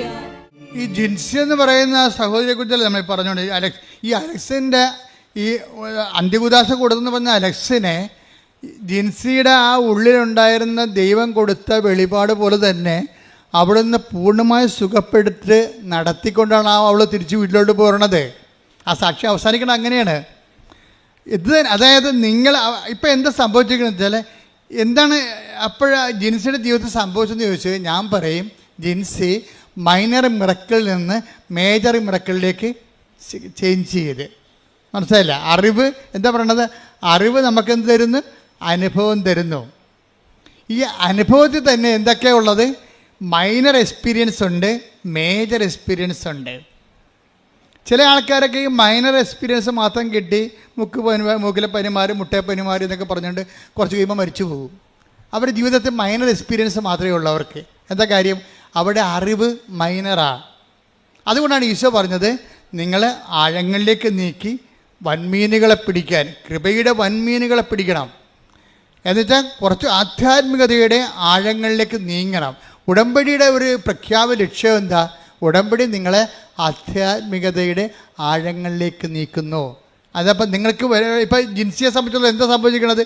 ഭർത്താവിനെയും കിട്ടി, അവൾ ആധ്യാത്മികമായി വളരുകയും ചെയ്തു. പ്രാർത്ഥിക്കുക. കർത്താവായ ദൈവമേ, അങ്ങ് നൽകുന്ന ശോധനകളില് ശംഖ് പതറിപ്പോകാതെ നിശബ്ദതയോടെ പ്രത്യാശയോടെ പരിശുദ്ധാത്മാവിന്റെ നിറവോടെ ദൈവസ്നേഹത്തോടെ അതിനെ അഭിമുഖീകരിക്കുവാനും ആ അനുഭവത്താൽ എന്താ? അനുഭവം എന്തിനാ? സാക്ഷ്യം പറയാനാണോ? അല്ല. അറിവ് നമുക്ക് അറിവ് നമുക്ക് എന്ത് ചെയ്യും? അനുഭവം തരും. അനുഭവം നമുക്ക് എന്താ തരണത്? ബോധ്യം. ഇപ്പം ജിൻസിക്ക് എന്താ കിട്ടിയിരിക്കണത്? ബോധ്യം. എന്താണ്? ഈ കാലം കഴിഞ്ഞു പോകും. എന്ത് സങ്കടം വന്നാലും ഞാൻ ഉടമ്പടി എടുത്ത അമ്മ എനിക്ക് വേണ്ടി മധ്യസ്ഥം വഹിച്ചുകൊണ്ടിരിക്കും. അപ്പം ജീവിതത്തെ ഞാൻ എന്ത് ക്രൈസിസ് ആയാലും കാഷ്വാലിറ്റി ആയാലും എനിക്കിനി അതിജീവിക്കാൻ കഴിയും. കാരണം എന്താണ്? ഞാൻ ഉടമ്പടിയിലാണ്. പ്രാർത്ഥിക്കുക. കർത്താവായ ദൈവമേ, ഇത്തരം ആന്തരിക അവബോധത്തിലേക്ക്, ആത്മീയ ബോധ്യത്തിലേക്ക് എന്നെ നയിക്കണമേ. അപ്പം ഓരോ സാക്ഷ്യവും ഞാനിപ്പോൾ നമ്മുടെ പ്രിയപ്പെട്ട അച്ഛന്മാരോട് പറയവേ, കൃപാസനം എന്ന് പറയുന്നത് സാക്ഷ്യമാണ്. എന്താ കാര്യം? സാക്ഷ്യം എന്ന് പറയുന്നത് ബോധ്യമാണ്. അപ്പോൾ ബോധ്യം ആൾക്കാർക്ക് എന്താ കൊണ്ട് നൽകണത്? ബോധ്യമാണ് നൽകണത്. ബോധ്യം. ഇപ്പം അറിവ് അനുഭവം നൽകുന്നു, അനുഭവം നൽകും, ബോധ്യം നൽകും. ഇപ്പം ജിൻസിക്കൊരു ബോധ്യം കിട്ടിയില്ലേ? ഈ ബോധ്യം പക്ഷേ ആദ്യം ഉണ്ടായിരുന്ന വൈശാഖനില്ലായിരുന്നു. വൈശാഖ് എപ്പോഴും നോക്കിക്കൊണ്ടിരുന്ന കൃപാസനത്തെക്കുറിച്ച് മോശം വീഡിയോ ആര് പറഞ്ഞാൽ അത് നോക്കും, എന്നിട്ട് കമൻറ്റ് ചെയ്യാൻ വേണ്ടി. അന്ന് കൃപാസനത്തെക്കുറിച്ച് അദ്ദേഹത്തിന് ബോധ്യമില്ലായിരുന്നോ? അപ്പോൾ അദ്ദേഹം അന്ന് ചെയ്യണമെന്ന് വെച്ച് കഴിഞ്ഞാൽ നമുക്ക് ആരോഗ്യമുണ്ട്, നമുക്ക് ജോലി ചെയ്യാം, നമുക്ക് ബുദ്ധിയുണ്ട്, നമുക്ക് പിന്നെ അതുകൊണ്ട് അയാൾ പറയും ഞാൻ അഹങ്കാരിയായിപ്പോയെന്നാണ് പറഞ്ഞത്. വൈശാഖ് പറയുന്ന ഒരു വിഷയമുണ്ട്. അതായത് എപ്പോഴും കുഴപ്പമില്ലാത്ത ഒരു ജോലി എനിക്കുണ്ട്, അതായിരുന്നു എൻ്റെ അഹങ്കാരമെന്ന്. മനുഷ്യൻ്റെ ഏറ്റവും വലിയ പ്രോബ്ലം അതാണ്. എനിക്കും ഉണ്ടാവും, നിങ്ങൾക്കും ഉണ്ടാവും. നമ്മൾക്കുള്ള ഒരു വിഷയത്തെക്കുറിച്ച് നമ്മൾ കണ്ടൻറ്റഡ് ആയിരിക്കും, പിന്നെ അവിടെ ദൈവത്തിന് സ്പേസ് ഇല്ല. അഹങ്കാരത്തിൻ്റെ ഒരു കുഴപ്പമെന്ന് വെച്ച് കഴിഞ്ഞാൽ മുഴുവൻ ദൈവത്തിൻ്റെ സ്പേസ് അത് കൈകാര്യം ചെയ്യുമെന്നുള്ളതാണ്. ഇപ്പോൾ ഒരു മുറി മുഴുവനും മേശം കസേരയാണെങ്കിൽ നമുക്ക് അകത്തോട്ട് കിടക്കാൻ പറ്റുമോ? അതുപോലെയാണ് ഈ സംഭവം. നമ്മൾ തന്നെയായിരിക്കും അതിൻ്റെ അകത്ത് മുഴുവനും. അപ്പോൾ ദൈവത്തിന് അതിൻ്റെ അകത്ത് പ്രവേശനമില്ല. അതാണ്. അപ്പോൾ എന്ത് പറ്റുമെന്ന് വെച്ചാൽ ഒരു പ്രാവശ്യം ഈ വൈശാഖിൻ്റെ ഭാര്യയുണ്ട് അന്ന, അവർ മിക്സഡ് മാരേജാണ്. അന്ന വൈശാഖിന് രണ്ടുപേരും ദുബായിലാണ്. അന്ന വൈശാഖിനോട് പറയും ഇച്ചയ തൊണ്ടയ്ക്ക് എന്തോ കുഴപ്പമുണ്ട്, പൊടി പൊടി എന്ന് പറയാം. ഈ അന്ന പറഞ്ഞാണ് ഇച്ചയ തൊണ്ടയ്ക്ക് എന്തോ കുഴപ്പമുണ്ടെന്ന് തോന്നുന്നത് തടയി നോക്കുകയും പറയും ഏടി പൊടി എന്ന് പറഞ്ഞ് ഇവളെ ഓടിച്ചിടും, സമ്മതിക്കത്തില്ല. അപ്പോൾ അത് പുള്ളിക്കാരൻ പറയും അത് പുള്ളി നല്ല ഈ ജിംനേഷ്യനാണ്, നല്ല ആരോഗ്യമുള്ള ആളാണ്. അപ്പോൾ പറയും എൻ്റെ ബോഡി ബിൽഡിങ്ങിൻ്റെ ആണ് ചിലപ്പോൾ നിങ്ങൾക്ക് തോന്നണത്, അല്ല അതൊന്നുമില്ലെന്ന് പറയും.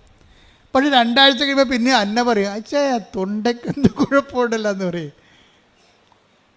അപ്പം പിന്നെ ഇവളോട് ഭയങ്കര സ്നേഹമായത് കാരണം എന്നാൽ പിന്നെ പോയി നോക്കാമെന്ന് പറയും. എന്നാൽ പിന്നെ പോയി നോക്കാമെന്ന് പറഞ്ഞ് ടെസ്റ്റ് ചെയ്ത് കഴിയുമ്പോൾ പിക്ചർ ആപ്പാടെ മാറും. എന്താ കാര്യം? ഇത് തൈറോയിഡ് ക്യാൻസറാണ് സംഭവം. തൈറോയിഡ് ക്യാൻസർ ആകുമ്പോൾ പിന്നെ അവരെ ദുബായിൽ വേണ്ടത്ര മെഡിക്കേഷൻ ഇല്ല. അവളെ നേഴ്സാണ്, അവളവിടെ നിൽക്കും. എന്നിട്ട് ഇയാളെ നാട്ടിലേക്ക് പറഞ്ഞു വിടും. നോക്കിയേ, 1 സെക്കൻഡ് കൊണ്ട് കാര്യങ്ങൾ മാറുന്നു കണ്ടില്ലേ? 1 സെക്കൻഡ് കൊണ്ട് കാര്യം മാറും. എല്ലാം ഓക്കെ ആയിരുന്നൊരു കുടുംബത്തിലാണ് പെട്ടെന്ന് കാലാവസ്ഥ മാറണം. കണ്ട, വൈശാഖ് നാട്ടിലും അന്ന ദുബൈയിലുമാണ്. പിന്നെ എന്താ ചെയ്യേണ്ടത്?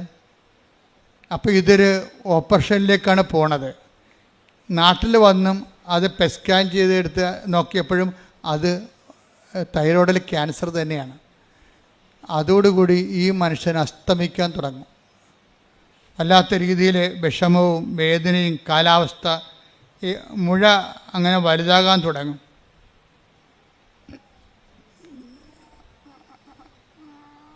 അതോടുകൂടി തൻ്റെ കയ്യിൽ നിന്ന് ജീവിതം വിട്ടുപോകണമെന്ന് കണ്ടപ്പോൾ പിന്നെ എന്താണ്, താൻ പണ്ട് ട്രോള് വായിച്ച് കമൻറ്റ് ചെയ്ത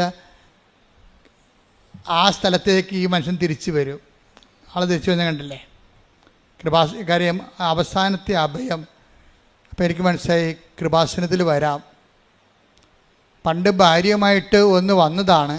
അന്ന് ഭാര്യനെ കൊണ്ടൊക്കെ എടുപ്പിച്ചിട്ട് ഇവിടെ വന്ന ആൾക്കാരെ എണ്ണിക്കൊണ്ടിരിക്കുകയാണ്. ഏതെല്ലാം തരത്തിൽ വൈശാഖ് ചെയ്തുകൊണ്ടിരുന്ന പരിപാടി, ഇവിടെ വന്ന ആൾക്കാരൊക്കെ നോക്കും എന്തെല്ലാം തരത്തിലുള്ള ആൾക്കാരുടെ വരുന്നത്. ആൾക്കാരുടെ എണ്ണം കാണുമ്പോൾ കുറേ കാശ് അച്ഛൻ ഉണ്ടാക്കുന്നുണ്ടല്ല. ഇതൊക്കെ ചിന്തിച്ചിട്ടാണ് ഇവിടെ നിന്നത്. ഇതെല്ലാം ചിന്തിച്ചിട്ടാണ്. നമുക്കറിയാമല്ലേ, അത് കൃപാസനത്തിന് എന്തെങ്കിലും ഉണ്ടെങ്കിൽ അതെല്ലാം മാതാവിൻ്റെ നാളെ കാലങ്ങളിലുള്ള തീർത്ഥാടനത്തിൻ്റെ സൗകര്യത്തിന് വേണ്ടി എല്ലാം നമ്മൾ ക്രമീകരിച്ചുകൊണ്ടിരിക്കുകയാണ്. ആർക്കും ഒന്നും ചെയ്യാൻ പറ്റത്തില്ല. എന്നാലും മനുഷ്യൻ ചിന്തിക്കുന്ന ചിന്ത കണ്ടില്ലേ? ദേവാലയത്തിൽ വന്നിട്ടും ചിന്തിക്കുന്നതിനെക്കുറിച്ച് ഭൗതിക ചിന്തയാണ് വരണത്, ആധ്യാത്മിക ചിന്തയല്ല.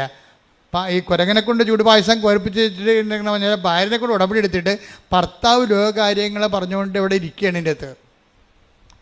ഇനിയിപ്പോൾ തട്ടിപ്പായിരിക്കുമോ ഇനി? അതൊക്കെയാണ് പുള്ളി ചിന്തിക്കണത്.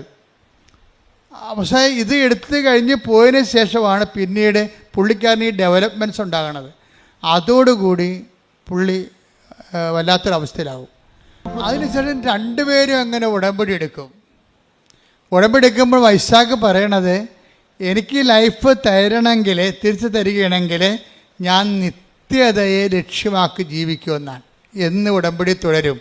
അതാണ് അതായത് എതിർത്ത് നിൽക്കുന്നവരെ ദൈവാനുഭവം പ്രാപിച്ചാൽ അവർക്ക് കിട്ടുന്ന ബോധ്യമെന്ന് പറയണത് വല്ലാത്ത ബോധ്യമായിരിക്കും. ഇത് അമ്മയുമായിട്ട് ഇയാൾ ഒരു ഡിസ്കഷനിൽ, അമ്മ എനിക്കൊരു ലൈഫ് തിരിച്ചു തരികയാണെങ്കിൽ ഞാൻ പിന്നെ നിത്യമായിട്ട് ഉടമ്പടി ജീവിക്കും, നിത്യതയ്ക്ക് വേണ്ടി ജീവിക്കും എന്നൊക്കെ ഈ മനുഷ്യൻ എല്ലാം തകർന്ന് ദൈവത്തോട് പറയും. അതുപോലെ തന്നെ പിന്നെ ഞാൻ മുമ്പ് നിങ്ങളോട് പറഞ്ഞില്ലേ, ഉടമ്പടി ഇങ്ങനെ വെറുതെ ചെയ്യുക മാത്രമല്ല, വൈശാഖിൻ്റെ മുമ്പിൽ അദ്ദേഹത്തിന് കുറേ കാശൊക്കെ ചിലവായല്ലോ, ഓപ്പറേഷനൊക്കെ നടന്ന്. അപ്പോൾ കുറേ കാശ് ചിലവായി. ഇവർ സാമ്പത്തികമായിട്ട് തകർന്നുപോയി. അപ്പോൾ ഇതിൽ നിന്ന് റിലീവ്ഡ് ആകുകയും അതേസമയം തന്നെ സാമ്പത്തികമായിട്ട് ഇയാൾ തകർന്നു പോവുകയും ചെയ്യും. കാര്യം ലക്ഷക്കണക്കിന് രൂപ പോയില്ലേ. ജോലിക്ക് പോയിട്ടും കുറേ നാളായി. ഭാര്യ മാത്രമേ ജോലിക്ക് പോകാനുള്ളൂ. കടം അതിനേക്കാൾ ഇരട്ടിയായി. ഇരട്ടിയായി വന്നപ്പോൾ ഒരു ദിവസം ഇയാൾ ദുബായിലെ സ്ട്രീറ്റിലൂടെ വരുമ്പോൾ ഒരു ധർമ്മക്കാരൻ ഇയാളുടെ മേലെ കൈ നീട്ടിയപ്പോൾ എന്നാ പറ്റിയെന്നറിയാമോ? ഇവർ ഭയങ്കര സാമ്പത്തികമായിട്ട് പാപ്പരായ മനുഷ്യരായിപ്പോയി. കുറേ ചിലവൊക്കെ വന്ന് ഒന്നും ഇല്ലാതായി. അപ്പോൾ അങ്ങനെ വന്നപ്പോഴേ ഈ മനുഷ്യൻ്റെ പോക്കറ്റിൽ ഈ ധർമ്മക്കാരനെ കണ്ടപ്പോഴേ ഈ ഉടമ്പടിക്കുള്ളൊരു ഗുണവതാണ്. ഉടമ്പടി നിങ്ങളെ എപ്പോഴും മറ്റുള്ളവരെ കരുതാൻ പറയും. അപ്പം അങ്ങനെ ഉടമ്പടിയുടെ ഒരു കൾച്ചർ ബേസിൽ പുള്ളിക്ക് മറ്റുള്ളവരെ കരുതാനുള്ള ഒരു പ്രത്യേക മോട്ടിവേഷൻ ഉടമ്പടിയിലൂടെ കിട്ടിയിട്ടുണ്ട്. അപ്പോൾ അത് അദ്ദേഹത്തിന് മനസ്സിലുണ്ട്. അപ്പോൾ ഈ ധർമ്മക്കാരൻ ഇയാളുടെ മുമ്പിൽ കൈ നീട്ടിയപ്പോൾ ഇയാൾക്ക് ആണെങ്കിൽ അന്ന് അത്താഴത്തിനും എത്രയോ രണ്ടുപേർക്കും ജോലി ഉണ്ടായിരുന്നതാണേ. ഇപ്പോൾ ഈ ഒരു പ്രത്യേകത്തിൽ പൈസ എല്ലാം പോയി. അപ്പോഴേ ഇയാൾ ഈ ധർമ്മക്കാരൻ കൈ നീട്ടുമ്പോൾ ഭാര്യയെ വിളിച്ച്, അത് അന്ന് അവളവിടെ ഭാര്യയെ വിളിച്ച് ചോദിക്കും, എടി അത്താഴത്തിന് എന്നാണെന്ന് ചോദിക്കും. എന്ന് വെച്ച് കഴിഞ്ഞാൽ അത്താഴത്തിനുള്ള കാശാണ് ഈ പോക്കറ്റിൽ കിടക്കണത്. വല്ല ഹോട്ടലിൽ നിന്ന് വല്ലതും വാങ്ങിച്ചുകൊണ്ട് വീട്ടിൽ പോകണം. അതിൻ്റെ ഉദ്ദേശത്തിലാണ് പുള്ളി നടന്ന് വരണത്. അപ്പോൾ അതിൻ്റെ അകത്ത് 10 ദിർഹംസ് ഉണ്ട്. തട്ടിപ്പിടിച്ച് 220 രൂപ പുള്ളിയുടെ പോക്കറ്റിൽ കിടപ്പുണ്ട്. അപ്പോൾ 220 രൂപ കിടപ്പുണ്ട്. ഭാര്യയെ വിളിച്ച് ചോദിക്കും, എടീ അത്താഴത്തിന് എന്നാന്ന് ചോദിക്കും. അപ്പോൾ പറയും, നിങ്ങൾക്ക് കൊളസ്ട്രോൾ അല്ലേ, നിങ്ങൾ ഡയറ്റിലാണ്, നിങ്ങൾക്ക് ഞാൻ സവാളയും തൈരും അരിഞ്ഞു വെച്ചിട്ടുണ്ട് രാത്രി, അതുപോലെ ഞാൻ പിന്നെ എങ്ങനെ അഡ്ജസ്റ്റ് ചെയ്യാമെന്ന് പറയും. എന്നാണോ ചോദിക്കാൻ കാര്യം? അല്ലോ ഒരു ധർമ്മക്കാരൻ എൻ്റെ അടുത്ത് നിൽക്കണേ, ആ കൊടുത്തിട്ട് പോരാൻ പറയും. അപ്പോൾ ഉടനെ ഈ മനുഷ്യൻ ഇതിൻ്റെ അകത്തുള്ള 10 ദിർഹംസ് അയാൾക്ക് കൊടുക്കും. എന്നിട്ട് പോയി അയാൾക്ക് സവാളയും ഇത് മതി, സവാളയും തൈരും മതി രാത്രി. അപ്പോൾ അത് കൊടുക്കാനും തൻ്റെ കയ്യിൽ അത്താഴത്തിനുള്ള വക കൂടി കൊടുക്കാൻ വേണ്ടി അയാൾക്ക് ഒരു ആന്തരികമായ അഭിഷേകം കിട്ടും. ഇതാണ് സംഭവം. പിടിയിട്ടില്ലേ? അപ്പോൾ ഈ 10 ദിർഹംസ് അയാൾക്കെടുത്ത്, ധർമ്മക്കാരൻ അത്രയും പ്രതീക്ഷിച്ചില്ല, വല്ല 2-3 ദിർഹംസ് കിട്ടുമെന്നാണ് വിചാരിച്ചത്. അവൾ കൈ പുകയിലുണ്ടായിരുന്ന 10 ദിർഹംസും കൊടുത്തു. 10 ദിർഹംസ് കൊടുത്തോടുകൂടിയല്ല ഈ ധർമ്മക്കാരൻ കൈ നീട്ടി ഈ മനുഷ്യൻ സന്തോഷത്തോടെ ഈ മനുഷ്യൻ തലയെ കൈവച്ചു. അത് വലിയ സന്തോഷത്തോടെ ഈ മനുഷ്യൻ കൈകൂപ്പി ധർമ്മക്കാരൻ്റെ ആശീർവാദം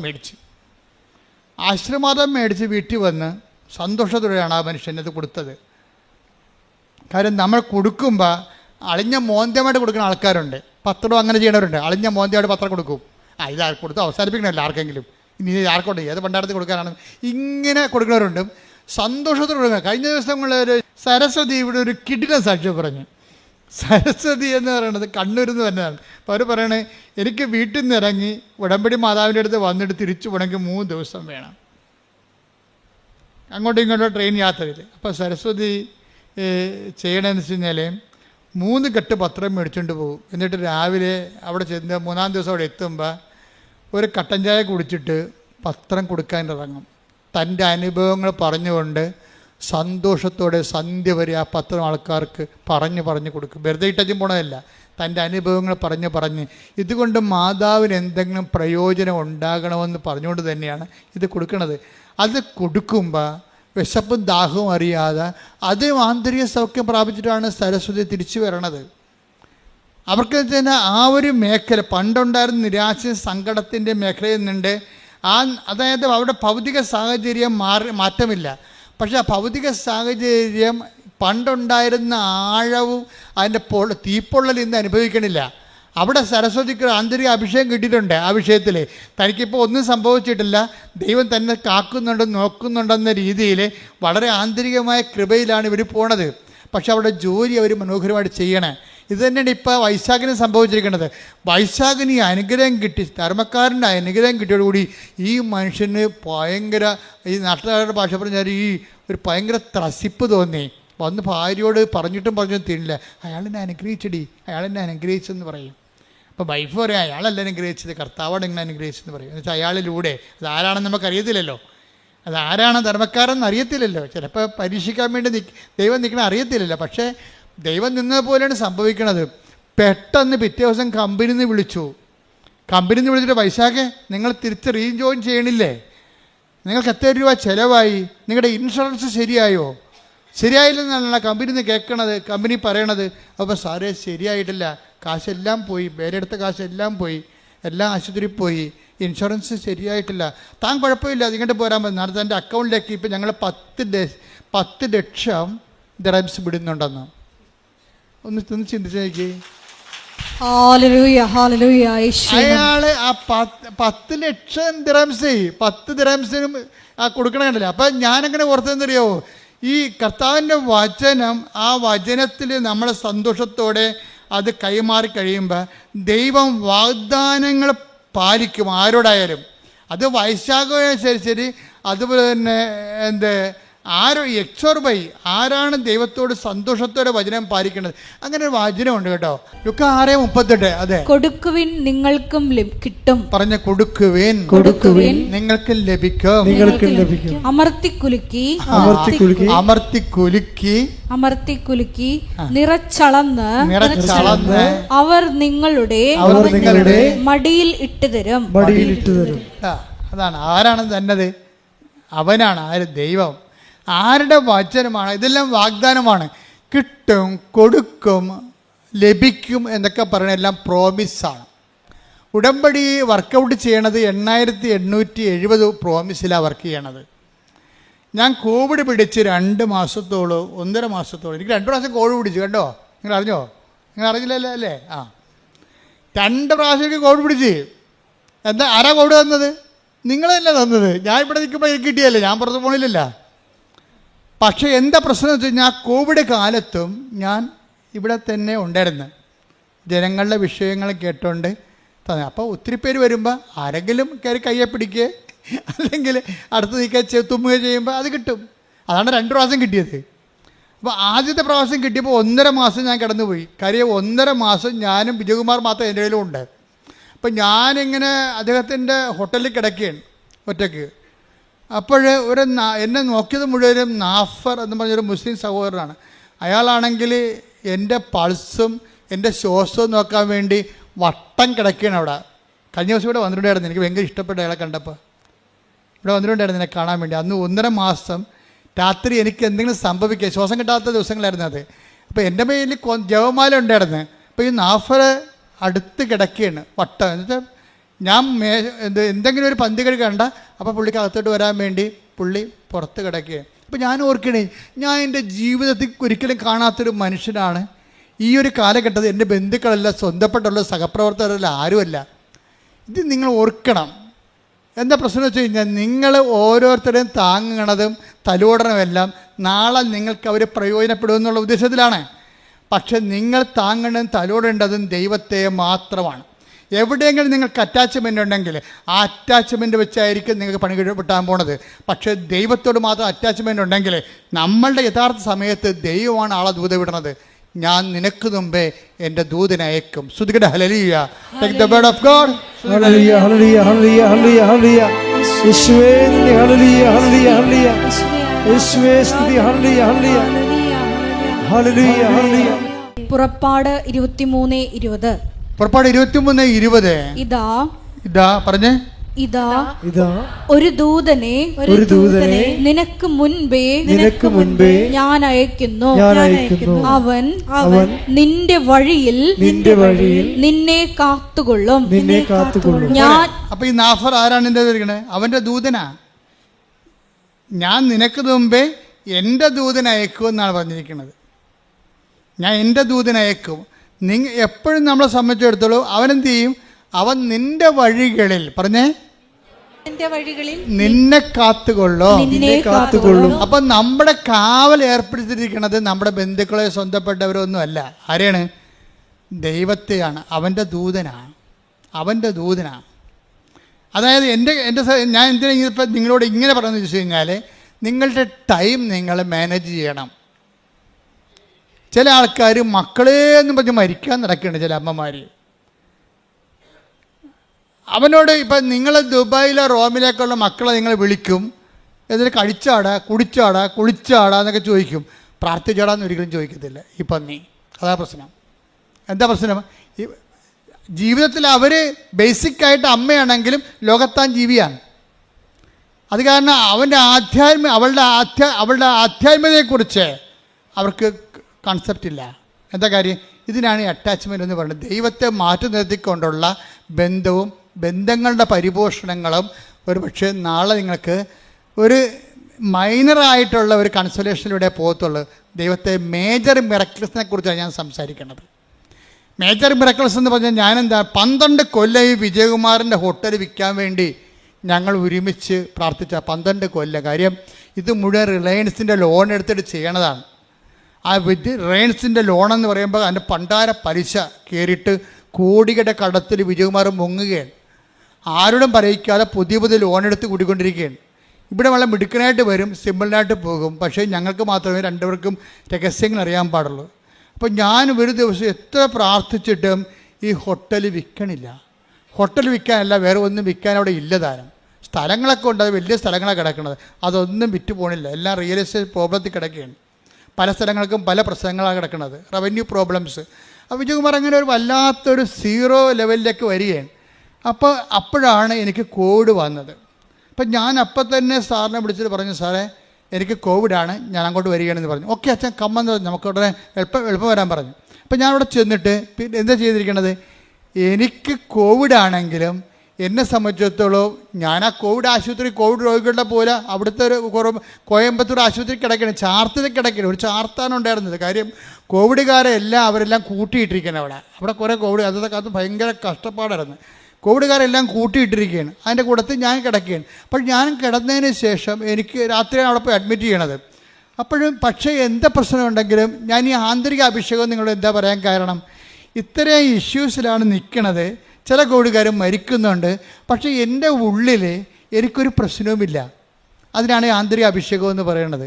അതായത് ഞാൻ റിലീവ്ഡ് ആകുമെന്നും എനിക്ക് I am so live and so happy as if I am not affected by Covid. അതായത് ഇത് സംഭവിക്കാത്ത പോലെ ഞാൻ കോവിഡ് അഫക്റ്റഡ് അല്ലാത്തതുപോലെ ഞാൻ ഹാപ്പിയാണ്. രാത്രി പിന്നെ വ്യത്യാസം 3 മണിയായപ്പോൾ എന്നെ മുറിയിലോട്ട് മാറ്റിയിട്ട് 36 മണിക്കൂർ കഴിഞ്ഞപ്പോൾ എന്നെ വീണ്ടും ഹോട്ടലിലോട്ട് മാറ്റി. അപ്പോൾ ഈ സമയങ്ങളെല്ലാം എൻ്റെ കൂടെ ജപമാല ഇരിക്കണം. അതിൻ്റെ നിങ്ങൾക്ക് അഭിഷേകം, പ്രാർത്ഥനയിൽ അഭിഷേകം വേണമെങ്കിൽ നിങ്ങൾ ജപമാലയിൽ നിന്ന് അഭിഷേകം മേടിക്കേണ്ടത്. അതിൻ്റെ കാരണം വെച്ച് കഴിഞ്ഞാൽ ഏത് കാട്ടിലും ഏത് കോവിഡിലും കിടന്നുകൊണ്ട് നിങ്ങൾക്കത് പ്രാർത്ഥിക്കാൻ പറ്റും. ഇത്തിരി ഓർമ്മ മതി. എന്താണ് ജപമാലയ്ക്ക് വേണ്ടിയുള്ള ഇൻവെസ്റ്റ്മെൻ്റ് എന്ന് പറഞ്ഞു കഴിഞ്ഞാൽ ഒരു പൊടിക്ക് ഓർമ്മ, അത്രയേ ഉള്ളൂ. ജപമാല ചെല്ലാൻ നിങ്ങൾക്ക് എന്ത് വേണമെന്ന് വെച്ച് കഴിഞ്ഞാൽ ഒരു പൊടിക്ക് ഓർമ്മ മതി. എനിക്ക് ഓർമ്മയുണ്ട്, ഞാൻ മരിച്ചിട്ടില്ല എന്നുള്ളൊരു ബോധം മതി നിനക്ക് ഒരു ജപമാല ആക്ടിവേറ്റ് ആകാൻ. അപ്പോൾ ഞാൻ ഈ ജപമാല എഴുതിക്കൊണ്ടിരിക്കുകയാണ്. ഒരു ദിവസം 10-40 ജപമാല ചെല്ലും. കിടക്കാനല്ല, ചുമയുള്ള കാരണം ഇങ്ങനെ കിടക്കാൻ പറ്റും, ഇങ്ങനെ താങ്ങിയിരിക്കുകയല്ലേ. അപ്പോൾ ഇരുന്നുകൊണ്ട് ജപമാല ചെല്ലുകയാണ്. ജപമാല ചൊല്ലി ഒരു ദിവസം സാറ് കയറി വന്ന് മുറി. അപ്പോൾ സാറിനാണെങ്കിൽ കോവിഡാണെങ്കിൽ സാറിന് അങ്ങനെ പേടിയൊന്നുമില്ല. സാർ എൻ്റെ അടുത്ത് ഇരുന്ന് സംസാരിക്കുകയാണ്. എന്നോട് പറഞ്ഞ്, അച്ഛാ കടം ഇത്തിരി പ്രശ്നമാകുന്നുണ്ട്, ഈ സംഭവം ഒന്ന് ഡിസ്പോസ് ആയാൽ മാത്രമേ, അതായത് ഹോട്ടലാണേ, ഡിസ്പോസ് ആയാൽ മാത്രമേ നടക്കത്തുള്ളത്. ഞാൻ പറഞ്ഞു, ഈ ദിവസങ്ങൾ ഞാനത് പറയേണ്ട സ്ഥലത്ത് പറഞ്ഞിട്ടുണ്ട്. കാര്യം ഇപ്പോൾ കോവിഡ് രോഗം പിടിച്ച് എന്നിട്ടും ഉള്ള ബോധത്തിൽ പ്രാർത്ഥിക്കുന്നതിനേക്കാൾ വലിയ പ്രാർത്ഥനയിലില്ല. കർത്താവ് കുരിശിൽ കിടന്ന് പ്രാർത്ഥിക്കുന്ന പോലെയുള്ള ഈ പ്രാർത്ഥനയുടെ മൂല്യം കൂടുന്നുണ്ട്. രോഗിയായിട്ട് പ്രാർത്ഥിക്കുമ്പോൾ ഉണ്ടാകുന്ന പ്രശ്നം അതാ, പ്രാർത്ഥനയുടെ മൂല്യം കൂടും. പണ്ട് നമുക്ക് ആരോഗ്യത്തോടെ ഇരുന്ന് പ്രാർത്ഥിക്കുമ്പോൾ ഒരു കൊന്തയ്ക്ക് 10 പോയിൻ്റ് ആണെങ്കിൽ നമ്മളൊരു വലിയ പിടിച്ച് പ്രാർത്ഥിക്കുമ്പോൾ കൊന്തയ്ക്ക് 40 പോയിൻ്റ് ആകും. അതെപ്പോഴും നമ്മൾ ഓർത്തേക്കണം. പ്രാർത്ഥനയുടെ മൂല്യം അത് ഏത് ശാരീരിക മാനസിക അവസ്ഥയിൽ പ്രാർത്ഥിക്കുന്നതെന്നാണ്. അതായത് നിങ്ങൾക്ക് പ്രാർത്ഥന വരം കുറവാണെങ്കിൽ തീർച്ചയായിട്ടും ഈ സെക്ഷനിൽ പ്രാർത്ഥിക്കാൻ പറ്റത്തില്ല.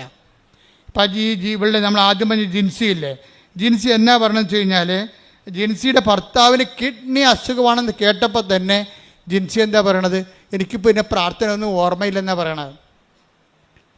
അതായത് ഭർത്താവിന് കിഡ്നിയുടെ അസുഖമാണെന്ന് ഡയഗ്നോസ് ചെയ്തപ്പോൾ തന്നെ പിന്നെ എന്താ പറയണത്, എനിക്ക് പ്രാർത്ഥന ഒന്നും ഓർമ്മയില്ല.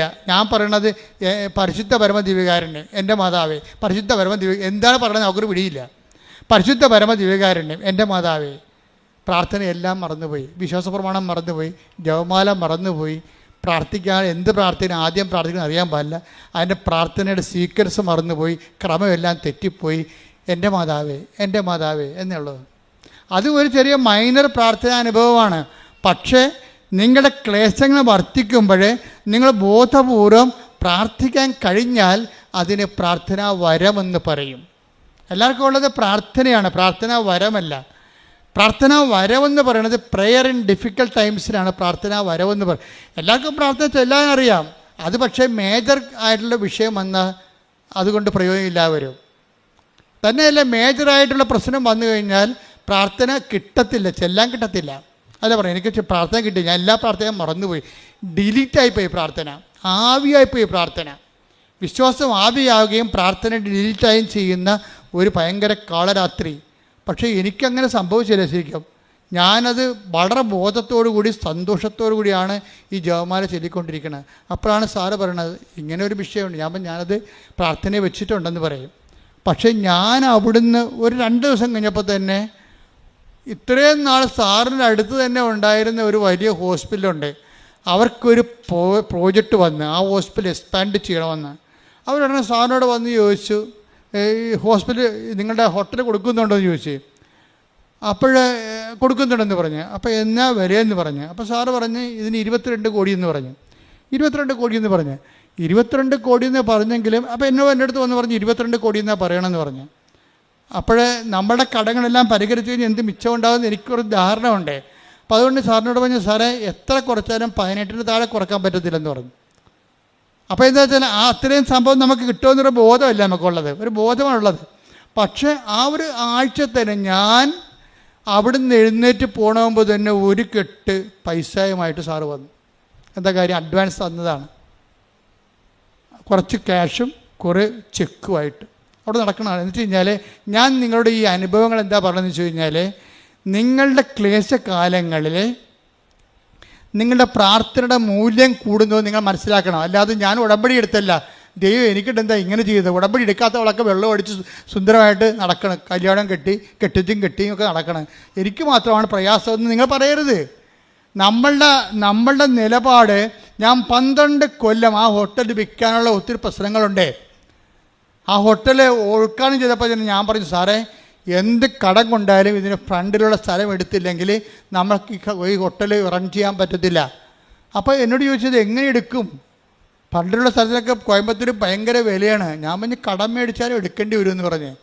കാര്യം എൻ്റെ മനസ്സിൽ അന്ന് സാറിൻ്റെ വൈഫിനോട് ഞാൻ പറഞ്ഞ്, ഇന്നല്ലെങ്കിൽ സാററിയണ്ട, ഇന്നല്ലെങ്കിൽ നാളെ നമുക്കിത് വിൽക്കേണ്ടി വരുമെന്ന് പറഞ്ഞു. അത് പറഞ്ഞിട്ടാണ് ഞാൻ വെഞ്ചരിച്ചിട്ട് പോരണത്. വെഞ്ചരിക്കുകയും ചെയ്തിട്ട് ഒട്ടൻ്റെ വിൽപ്പനയും തീരുമാനിച്ചിട്ടാണ് പോരണത് അവിടുന്ന്. എന്താ കാര്യം? അതാണ് എൻ്റെ കിടപ്പെന്ന് എനിക്കറിയാം. അപ്പം ഞാൻ ചെയ്ത് നോക്കുന്ന റവന്യൂ പ്രോബ്ലംസ് ഒന്നും ഉണ്ടാകരുത്, അതുകൊണ്ടാണ് അത് സേഫ് ആക്കണം അത്രയും സ്ഥലം. അത് നമുക്ക് ആരെങ്കിലും കൊടുത്താൽ എടുക്കണം, അവർക്ക് നാളെ പണി വരരുത്, അങ്ങനെ കറക്റ്റ് ചെയ്ത്. അപ്പോൾ പക്ഷേ ഇത്രയും 12 കൊല്ലമായിട്ട് നടക്കണില്ല. അപ്പം നിങ്ങളെന്താ ചെയ്തിരിക്കണമെന്ന് വെച്ച് കഴിഞ്ഞാൽ, നിങ്ങളുടെ മൂല്യം നിങ്ങളുടെ പ്രാർത്ഥനയ്ക്ക് മൂല്യം വർധന ഉണ്ടെങ്കിൽ നിങ്ങളിപ്പം നിലവിലുള്ള കുരിശിനെയൊക്കെ അക്സെപ്റ്റ് ചെയ്യണം. അതെപ്പോഴും ഭയങ്കര സീരിയസ് വിഷയമാണ്. നിങ്ങൾ കുരിശിനെ റിജക്റ്റ് ചെയ്യണത്, അപ്പോൾ നിങ്ങളുടെ മൂല്യം പോകും. ഇപ്പം നിങ്ങളുടെ മകൻ, നിങ്ങളുടെ മരുമകൾ നിങ്ങളുടെ കഴുത്തേ കയറുന്ന പാർട്ടിയാണ്, അല്ലെങ്കിൽ അവൾ തന്നെത്താനായിട്ട് അവൾ വീട്ടിൽ പോയി നിൽക്കുകയാണ്, എന്നിട്ട് നിങ്ങളെക്കുറിച്ച് പറയണത് നിങ്ങൾ അവരെ തള്ളി പുറത്താക്കിയതാണ്, നിങ്ങളുടെ സ്വർണ്ണമൊക്കെ അവളുടെ സ്വർണ്ണമൊക്കെ നിങ്ങളെടുത്തെന്നായിരിക്കും പറയണത്. അവളുടെ സ്വർണ്ണമൊക്കെ നിങ്ങളെടുത്തെന്നും പറഞ്ഞ് അവൾ വീട്ടിൽ പോയി നിൽക്കുകയാണ്. അവൾ വീട്ടിൽ പോയി നിൽക്കണതിന് നാട്ടുകാരോട് പറയാൻ ഒരു കാരണമാണ്. ഇപ്പം നിങ്ങൾക്കെന്ത് പറ്റി?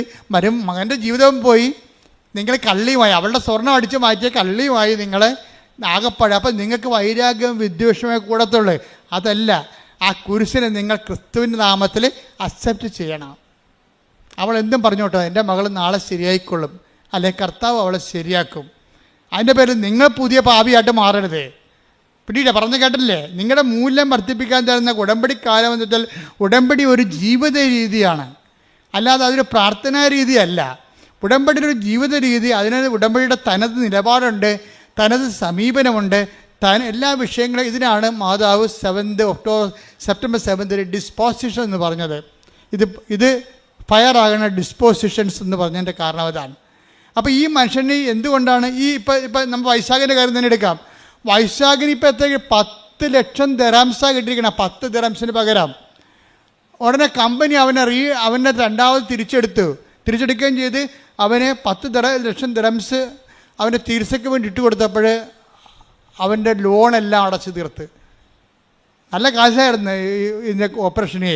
ആ ലോണെല്ലാം അടച്ചു തീർത്ത് കഴിഞ്ഞപ്പോൾ കുറച്ച് കഴിഞ്ഞപ്പോൾ ജോലി ചെയ്തുകൊണ്ടിരിക്കുന്ന സമയത്ത് വേറൊരു സംഭവം, ഇത്രയും നാൾ കിട്ടായിരുന്ന ഇൻഷുറൻസ് മുഴുവനും പാസ്സായി. ഒരു മനുഷ്യൻ 10 ദിർഹംസ് കൊണ്ട് കോടിക്കണക്കിന് രൂപയുടെ ആസ്തിയിലേക്ക് വരികയാണ്. എപ്പോഴും വിചാരിക്കേണ്ടത്, നിങ്ങൾ ചെയ്യണത് ഇത് കിട്ടുമെന്ന് ഓർത്തിട്ടാണ് വൈശാഖ് ചെയ്തത് അല്ല. ഞാനിങ്ങനെ പറയണമുണ്ട്, ഇങ്ങനെ കിട്ടുമെന്ന് ഓർത്തോട്ട് നിങ്ങൾ ചെയ്യരുത്.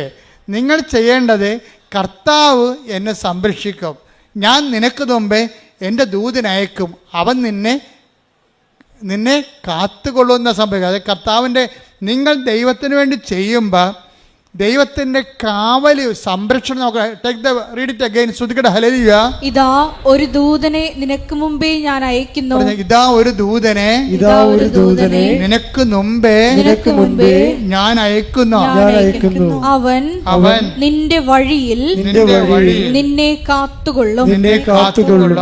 Praise the Lord. അപ്പൊ നിന്റെ വഴികളിൽ, ജീവിത വഴിയാണ് ഉദ്ദേശിക്കുന്നത്, അല്ല കൃപാസനത്തിൽ വന്നിട്ട് വീട്ടിൽ പോയ വഴിയല്ല ഉദ്ദേശിക്കുന്നത്. നിന്റെ വഴിയെന്ന് പറഞ്ഞാൽ എന്താണ്? നമ്മളെ നിത്യത വരെയാണ് നമ്മുടെ വഴിയുള്ളത്. ഒരു വിശ്വാസിയെ സംബന്ധിച്ചിടത്തോളം അവൻ്റെ വഴി എവിടെ നിന്നാണ്? നിത്യത വരെ കിടക്കണം ആ വഴി. അപ്പോൾ നിന്റെ വഴികളിൽ എന്തു ചെയ്യും? നിന്നെ കാത്തുകൊള്ളും, നിത്യത നേടുന്നതിലെന്ന്. ഈ വൈശാഖ അവസാനം പറയുന്നൊരു വാക്കുണ്ട്, അത് എന്നെ വളരെ ഞെട്ടിപ്പിച്ചൊരു വാക്കാണ്. മരണം വരെ ഉടമ്പടി ജീവിക്കുവാൻ നമുക്ക് കഴിയണമെന്ന്. നിങ്ങൾക്കറിയാമല്ലോ. അതായത് ഇതെങ്ങനെ തുടങ്ങിയത്? കൃപാസനം മാതാവ് എന്ന് പറയുന്നത് ഭൂലോക തട്ടിപ്പാടെന്ന് പറഞ്ഞ് ജീവിക്കാൻ തുടങ്ങിയ ആളാണ്. എന്നിട്ട് ഈ മനുഷ്യൻ്റെ ഓരോ ഘട്ടം ഘട്ടമായിട്ട് അനുഭവത്തിലൂടെ മനുഷ്യൻ തന്നെ കണ്ടില്ലേ. ഇപ്പം എന്താ അവസാനം പറയണത്? മരണം വരെ നമുക്ക് ഉടമ്പടിയിൽ ജീവിക്കാൻ കഴിയണം. അപ്പം ആ ഉടമ്പടിയെക്കുറിച്ച് ആ മനുഷ്യന് ജീവിതത്തിൽ ഏറ്റവും വലിയ കൺവിക്ഷനായിപ്പോയി. ഞാനെപ്പോഴും സന്തോഷിക്കണതേ, ഞാനെപ്പോഴും why I am a missionary എന്ന് എന്നോട് ചോദിച്ചാൽ, ഞാൻ എപ്പോഴും എന്നോട് തന്നെ ചോദിച്ചിട്ടുണ്ട്, why you are a missionary. കഴിഞ്ഞ എൻ്റെ ഉടുപ്പ് എൻ്റെ പട്ടം കിട്ടി 2 കൊല്ലം 1.5 കൊല്ലം കഴിഞ്ഞപ്പോൾ ഞാൻ ഉടുപ്പ് ചേഞ്ച് ചെയ്തു. അപ്പോൾ ഞാൻ മിഷണറി ആണെന്നുള്ള ബോധം എനിക്കുണ്ടായിരുന്നു. എന്നാൽ ഇടവക ജീവിക്കുമ്പോൾ തന്നെ ഒരു മിഷൻ കോൺഗ്രിഗേഷനിൽ പോയി ചേരേണ്ട കാര്യമൊന്നുമില്ല. ഒരു ഇടവക വൈദ്യന് മിഷണറി ആകാൻ പറ്റും. മിഷണറിയുടെ ജോലി എന്താണ്? കർത്താവിനെ അറിയാത്തവരെ അറിയിക്കുക, അറിഞ്ഞവരെ ആഴപ്പെടുത്തുക. അപ്പോൾ നമ്മൾ മിഷണറിയായി. ഇപ്പം ഞാൻ മിഷണറിയായി, നിങ്ങളും മിഷണറി ആയില്ലേ? നിങ്ങളും മിഷണറി അല്ലേ ഇപ്പം? അപ്പോൾ അതിനേക്കാൾ വലിയൊരു ജോലി ഒരു മനുഷ്യന് ദൈവത്തിന് വേണ്ടി ചെയ്യാനില്ല. അതാണ് പ്രശ്നം. അപ്പം ഞാൻ എപ്പോഴും ഓർക്കുന്ന ഒരു വിഷയം, എന്നോട് ചോദിക്കണം നിങ്ങൾ why you are a missionary എന്ന് ചോദിച്ചാൽ ഞാൻ എന്ത് പറയുമെന്നറിയാവോ? എന്നോട് ചോദിക്കണം why you are a missionary എന്ന് ചോദിച്ചാൽ ഞാൻ പറയും, എനിക്ക് ക്രിസ്തു എന്ന് പറയുന്ന ആൾ, ക്രിസ്തുവിനെ കൊണ്ട് ഞാൻ ഒത്തിരിയേറെ കരഞ്ഞിട്ടുണ്ട് സന്തോഷം കൊണ്ട്. അത്രയ്ക്ക് സംഭവമാണ് കർത്താവ്. നിങ്ങൾക്ക് ഞാൻ മാതാവ് എനിക്ക് പ്രത്യക്ഷപ്പെടുന്നു പറയുമ്പോൾ നിങ്ങളൊക്കെ ഞാൻ മാതാവുമായിട്ടാണ് ബന്ധമെന്ന്. അങ്ങനെയല്ല, അത് സംഭവം അതല്ല. അമ്മ മാതാവ് പ്രത്യക്ഷപ്പെടുന്ന സാഹചര്യം എന്ന് പറയണത്, ഞാൻ ക്രിസ്തുവുമായിട്ട് ഏതാണ്ട് എനിക്ക് 4 വയസ്സുള്ളപ്പോൾ ഞാനൊരു സ്വപ്നം കണ്ടേ. അതൊരു ആനപ്പുറത്ത് വെള്ള ലോഹയിട്ട് ചുവപ്പ് അങ്കിയിട്ട കർത്താവ് ആനപ്പുറത്ത് പോകണം. ഞാൻ എൻ്റെ ജീവചരിത്രത്തിൽ എഴുതിയിട്ടുണ്ട് 4 വയസ്സിലെ സ്വപ്നം. അന്ന് മുതലാണ് ഞാൻ ഈ കർത്താവിനെ ശ്രദ്ധിക്കാൻ തുടങ്ങിയത്. ഞാൻ പിന്നെ എൻ്റെ അപ്പനുമായിട്ട് 7ാമത്തെ വയസ്സിലോ അതോ 6ാമത്തെ വയസ്സിലോ ഞാൻ അപ്പനുമായിട്ട് സന്ധ്യപ്രാർത്ഥന കഴിഞ്ഞ് നടക്കുമ്പോൾ ഞങ്ങളുടെ ചെമ്പരത്തിക്കാട്ടിലെ കർത്താവിൻ്റെ ഒരു വലിയ മുൾക്കിരീടം അണിഞ്ഞ രൂപം കാണാം. അന്ന് മനസ്സിലായില്ല ഇത് നമ്മുടെ ജീവിതവുമായിട്ട് മുന്നോട്ട് പോകണം. അപ്പം ഞാൻ അപ്പനോട് പറയും, അപ്പ അതേ കർത്താവ് നിൽക്കണേ. ഏത് കർത്താവ് വെച്ചാൽ ഞങ്ങളുടെ വണക്കമാസ പുസ്തകത്തിലൊരു കർത്താവുണ്ട്. ഞങ്ങളുടെ വണക്കമാസ പുസ്തകത്തിരിക്കുന്ന വൈറ്റ് ആൻഡ് ബ്ലാക്ക് കർത്താവിൻ്റെ തലേ മുഴുവൻ മുൾക്കിരീടമാണ്. അപ്പോഴാ കർത്താവിനാണ് ഞാൻ ഇരുട്ടത്ത് ഈ ചന്ദ്രൻ്റെ പ്രകാശത്തിൽ സന്ധ്യയ്ക്ക് ചെമ്പരത്തിക്കടി കാണുന്നത്. കർത്താവ് എന്നെ വളരെ ശ്രദ്ധിച്ച് നോക്കുകയാണ്. അപ്പോൾ എൻ്റെ കുഞ്ഞു മനസ്സിലുള്ളത് ഞാൻ സ്വപ്നത്തിൽ കണ്ട കർത്താവിൻ്റെ മുഖം തന്നെയുള്ള ഇതെന്ന്. അപ്പോൾ എനിക്കിതിനെക്കുറിച്ച് കർത്താവ് നമുക്ക് വേണ്ടി മരിച്ചെന്നോ കർത്താവിനെ കുറിച്ചിക്കപ്പെടുന്നോ അതും എനിക്കറിയത്തില്ല. എൻ്റെ പ്രായം ചെറുതാണല്ലോ.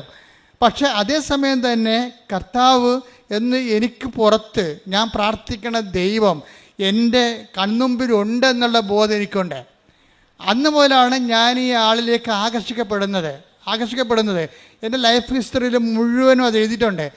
എന്നിട്ട് കർത്താവ് അവസാനം ഞാൻ പട്ടത്തിന് ചേർന്ന് പട്ടം പഠിക്കി കഴിഞ്ഞ് പട്ടത്തിൻ്റെ സമയത്തൊക്കെ രാത്രിയൊക്കെ പ്രാർത്ഥിക്കുമായിരുന്നു.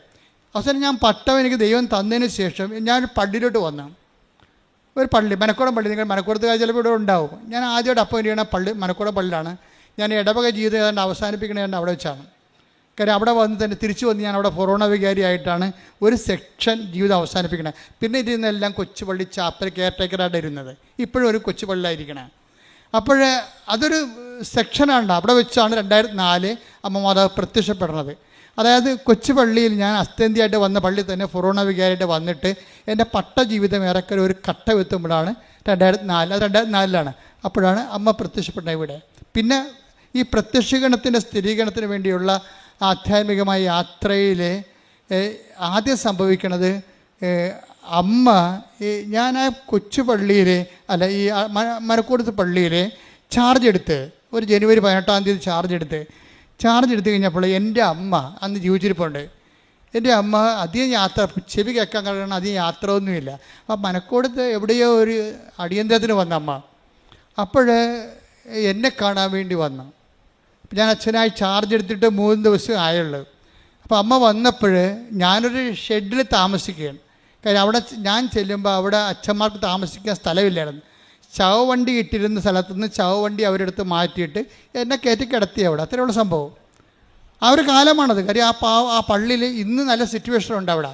ഞാനും കൊറോണ വികാരിയായിരുന്നു. അപ്പോൾ നല്ല രീതിയിൽ അവിടെ പോയി താമസിച്ചത്. പക്ഷേ ഞാൻ തുടങ്ങിയത് ചവവണ്ടി എൻ്റെ അരികിൽ കിടക്കും, ഞാൻ ഇപ്പുറത്ത് ഷെഡിൽ കിടക്കും. ഷെഡിൽ കിടന്ന് ചവവണ്ടി പുറത്തെടുത്തിട്ട് അതിനൊരു പ്രത്യേക ഒരു ചാർത്തെടുത്തിട്ട് ഞാൻ ഈ ഷെഡിൽ ഒരു കട്ടിലിട്ട് അവിടെ കിടക്കും. അങ്ങനെയാണ്. അവിടെ ആണ് അമ്മ വരണത്. അപ്പോൾ അമ്മ വന്നിട്ട് അമ്മ എനിക്ക് ഒരു പടം തന്ന്. കാര്യം ഞാൻ സംസാരിക്കുമ്പോൾ സ്വരത്തിൽ സംസാരിക്കണം, അമ്മയ്ക്ക് അധികം കേൾക്കാൻ പാടില്ല. അപ്പോൾ അമ്മ അധികം സംസാരിക്കണില്ല. ഞാനൊരു അടിയന്തരത്തിൽ വന്നാണെന്ന് എന്നെ പറഞ്ഞ് മനസ്സിലാക്കിയിട്ട് അമ്മ എനിക്കൊരു പടം തന്ന്. പടം കണ്ടോടുകൂടി കണ്ണ് നിറഞ്ഞു പോയി. എന്താ കാര്യം? ഞാൻ ആ 6 വയസ്സിൽ മറ്റേ ചെമ്പരത്തിക്കാട്ടി കണ്ട അതേ പടം, അമ്മയുടെ വണക്കമാസ പുസ്തകത്തിൽ പണ്ടുണ്ടായിരുന്ന പടം തിരിച്ച് അമ്മ എനിക്ക് തന്നു. അതൊരു സ്ഥിരീകരണമാണ്. എന്നുവെച്ചാൽ നിൻ്റെ കൂടെ നീ ഇന്ന് എൻ്റെ ജോലി ചെയ്യാൻ തുടങ്ങിയിരിക്കുകയാണ്.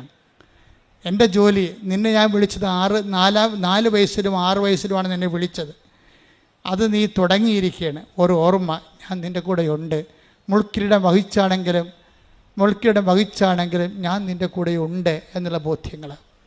ഈ ക്ലേശകാലങ്ങളിലൂടെ കടന്നു പോകുമ്പോഴെല്ലാം ദൈവത്തിൻ്റെ സാന്നിധ്യവും ഛായയും നമ്മുടെ കൂടെ ഉണ്ട് എന്നുള്ള ബോധ്യം. അല്ലാതെ നിങ്ങൾക്ക് എന്തെങ്കിലും ക്ലേശങ്ങൾ വരുമ്പോൾ ഉടനെ ദൈവം എന്നെ കൈവിട്ടു, ഉടമ്പടി എടുത്തിട്ട് എന്ത് കാര്യം?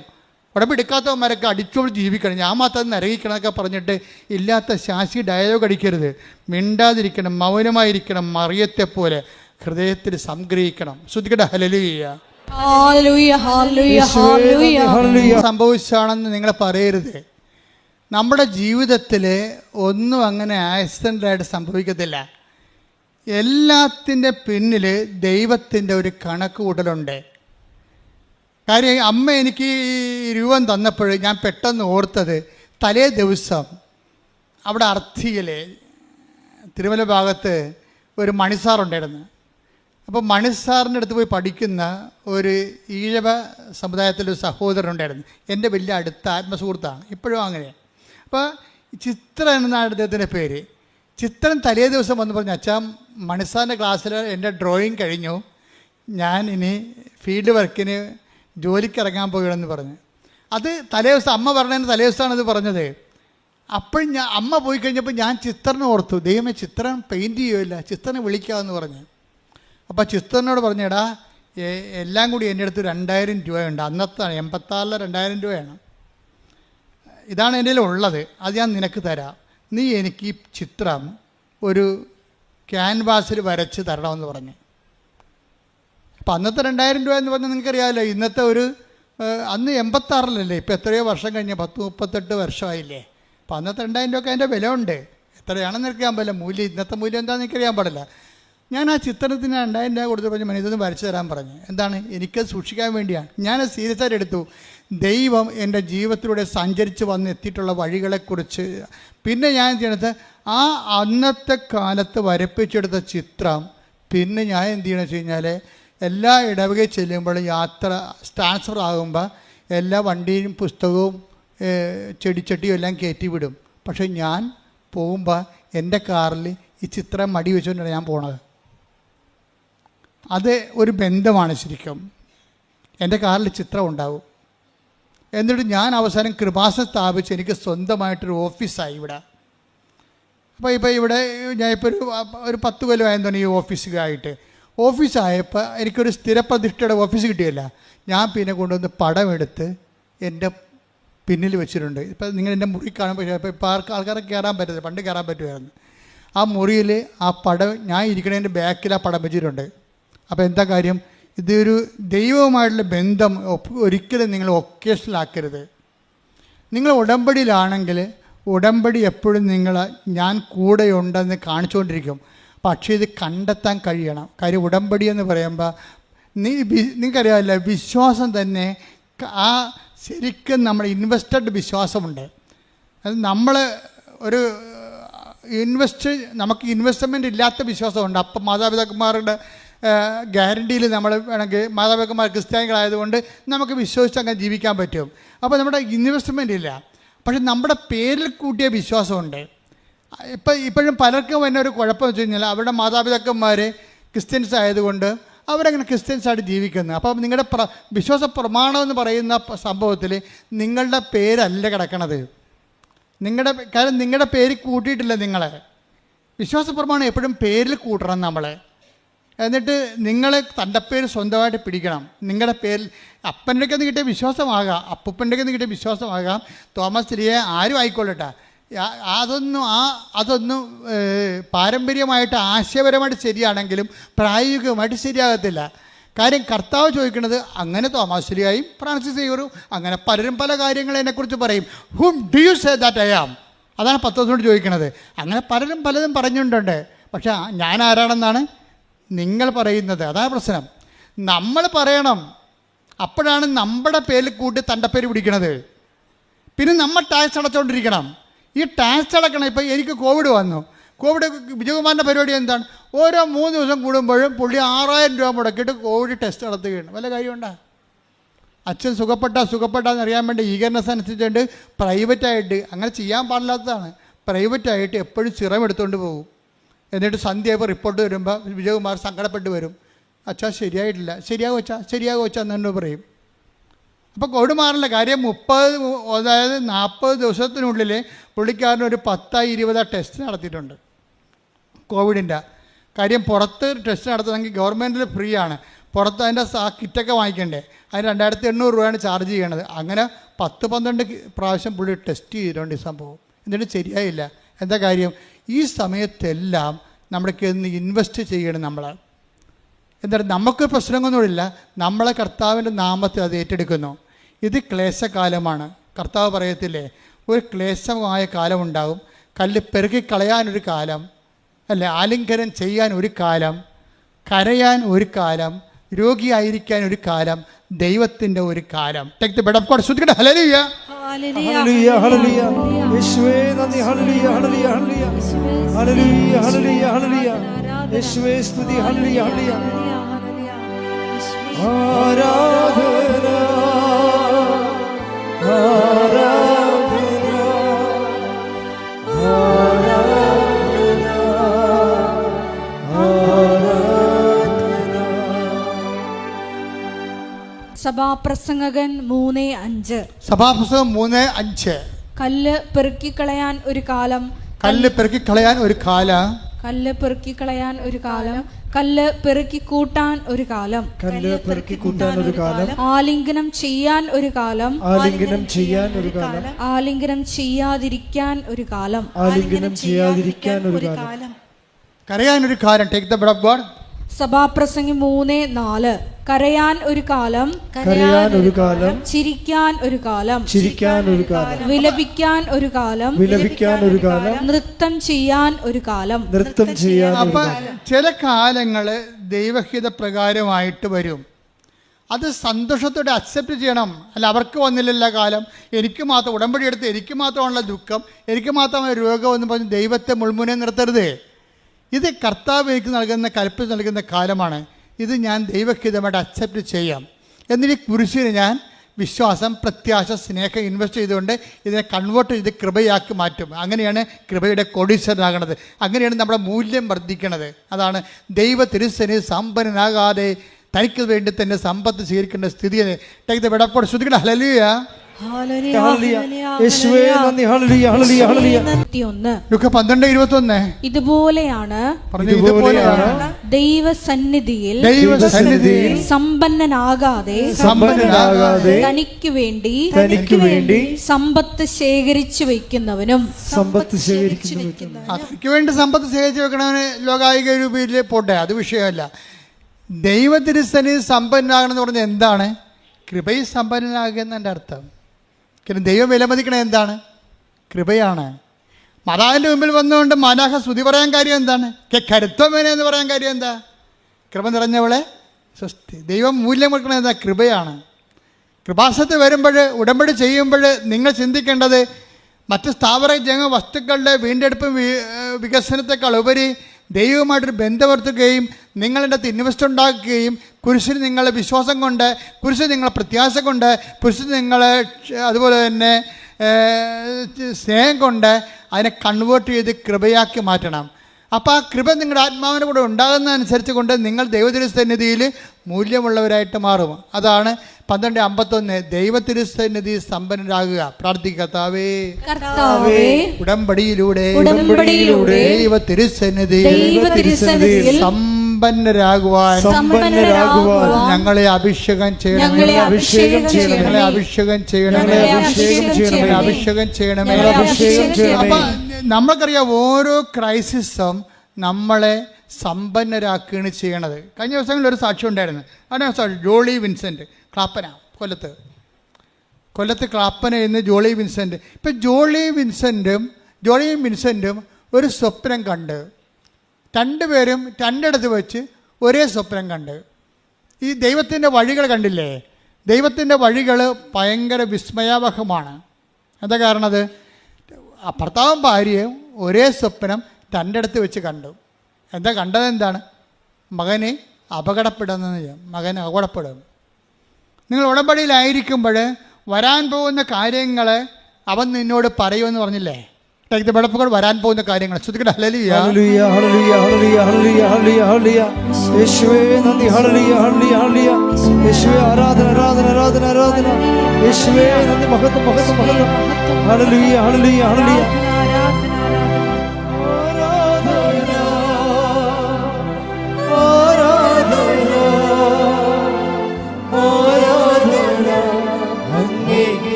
യോഹന്നാൻ 16:14 വരാനിരിക്കുന്ന കാര്യങ്ങൾ അവൻ നിങ്ങളെ അറിയിക്കും. അവൻ എനിക്കുള്ളവയിൽ നിന്ന് സ്വീകരിച്ച് നിങ്ങളോട് പ്രഖ്യാപിക്കും. അപ്പോൾ നിങ്ങളുടെ ഉടമ്പടി ഓക്കെ ആണെങ്കിൽ, അത് ഡാമേജ് അല്ലെങ്കിൽ, ഉടമ്പടി പ്രകാരമാണ് നിങ്ങളെല്ലാം ചെയ്യണത്. എപ്പോഴും നമ്മൾ ശ്രദ്ധിക്കേണ്ടത്, പണ്ട് എനിക്ക് ഈ സ്റ്റാമ്പ് കളക്ഷൻ എന്ന് പറഞ്ഞ സംഭവം ഉണ്ടായിരുന്നു. Stamp collection. അപ്പോൾ എൻ്റെ റെക്ടർ ക്ലോഡസിൻ്റെ മുറിയിലൊക്കെ ചെന്നിട്ട് പോസ്റ്റ്മാൻ വരുമ്പോൾ 2-3 പ്രദേശത്ത് സ്റ്റാമ്പ് കളക്ഷൻ ഉണ്ടാവും. ഇവരെല്ലാവരും കൂടി ആദ്യം ഓടി എത്തണവർക്ക് ക്ലോഡച്ചൻ സ്റ്റാമ്പ് പറിച്ചു കൊടുക്കും. അച്ഛന് കൂടുതൽ സ്റ്റാമ്പ് വരുന്നത് കാനഡയിൽ നിന്നാണ്, മലേഷ്യയിൽ നിന്ന്. മലേഷ്യയിൽ ചിത്രശലഭത്തിൻ്റെ സ്റ്റാമ്പും കാനഡയിൽ അവിടുത്തെ ഒരു പ്രത്യേക വൃക്ഷത്തിൻ്റെ ചോപ്പ് പെരിയുടെ സ്റ്റാമ്പ് വരും. ഭയങ്കര രസമാണ്, ഭംഗിയാണ്. അപ്പോൾ ക്ലോഡച്ചെടുക്കുന്ന റെക്ടർച്ചെടുക്കുന്ന സ്റ്റാമ്പ് അടിച്ച് മാറ്റാൻ വേണ്ടി ഉള്ള ഓട്ടം ഈ പോസ്റ്റ്മാൻ വരുമ്പോൾ ചെയ്യണതാണ്. ഞാൻ ഇത് പറയാൻ കാരണം വെച്ച് കഴിഞ്ഞാൽ, ഈ ഒരു കാലഘട്ടം പോലെ തന്നെ എന്നിട്ട് ഈ പറിക്കണ സമയത്ത് സ്റ്റാമ്പിൻ്റെ പല്ല് ഡാമേജ് ആകും.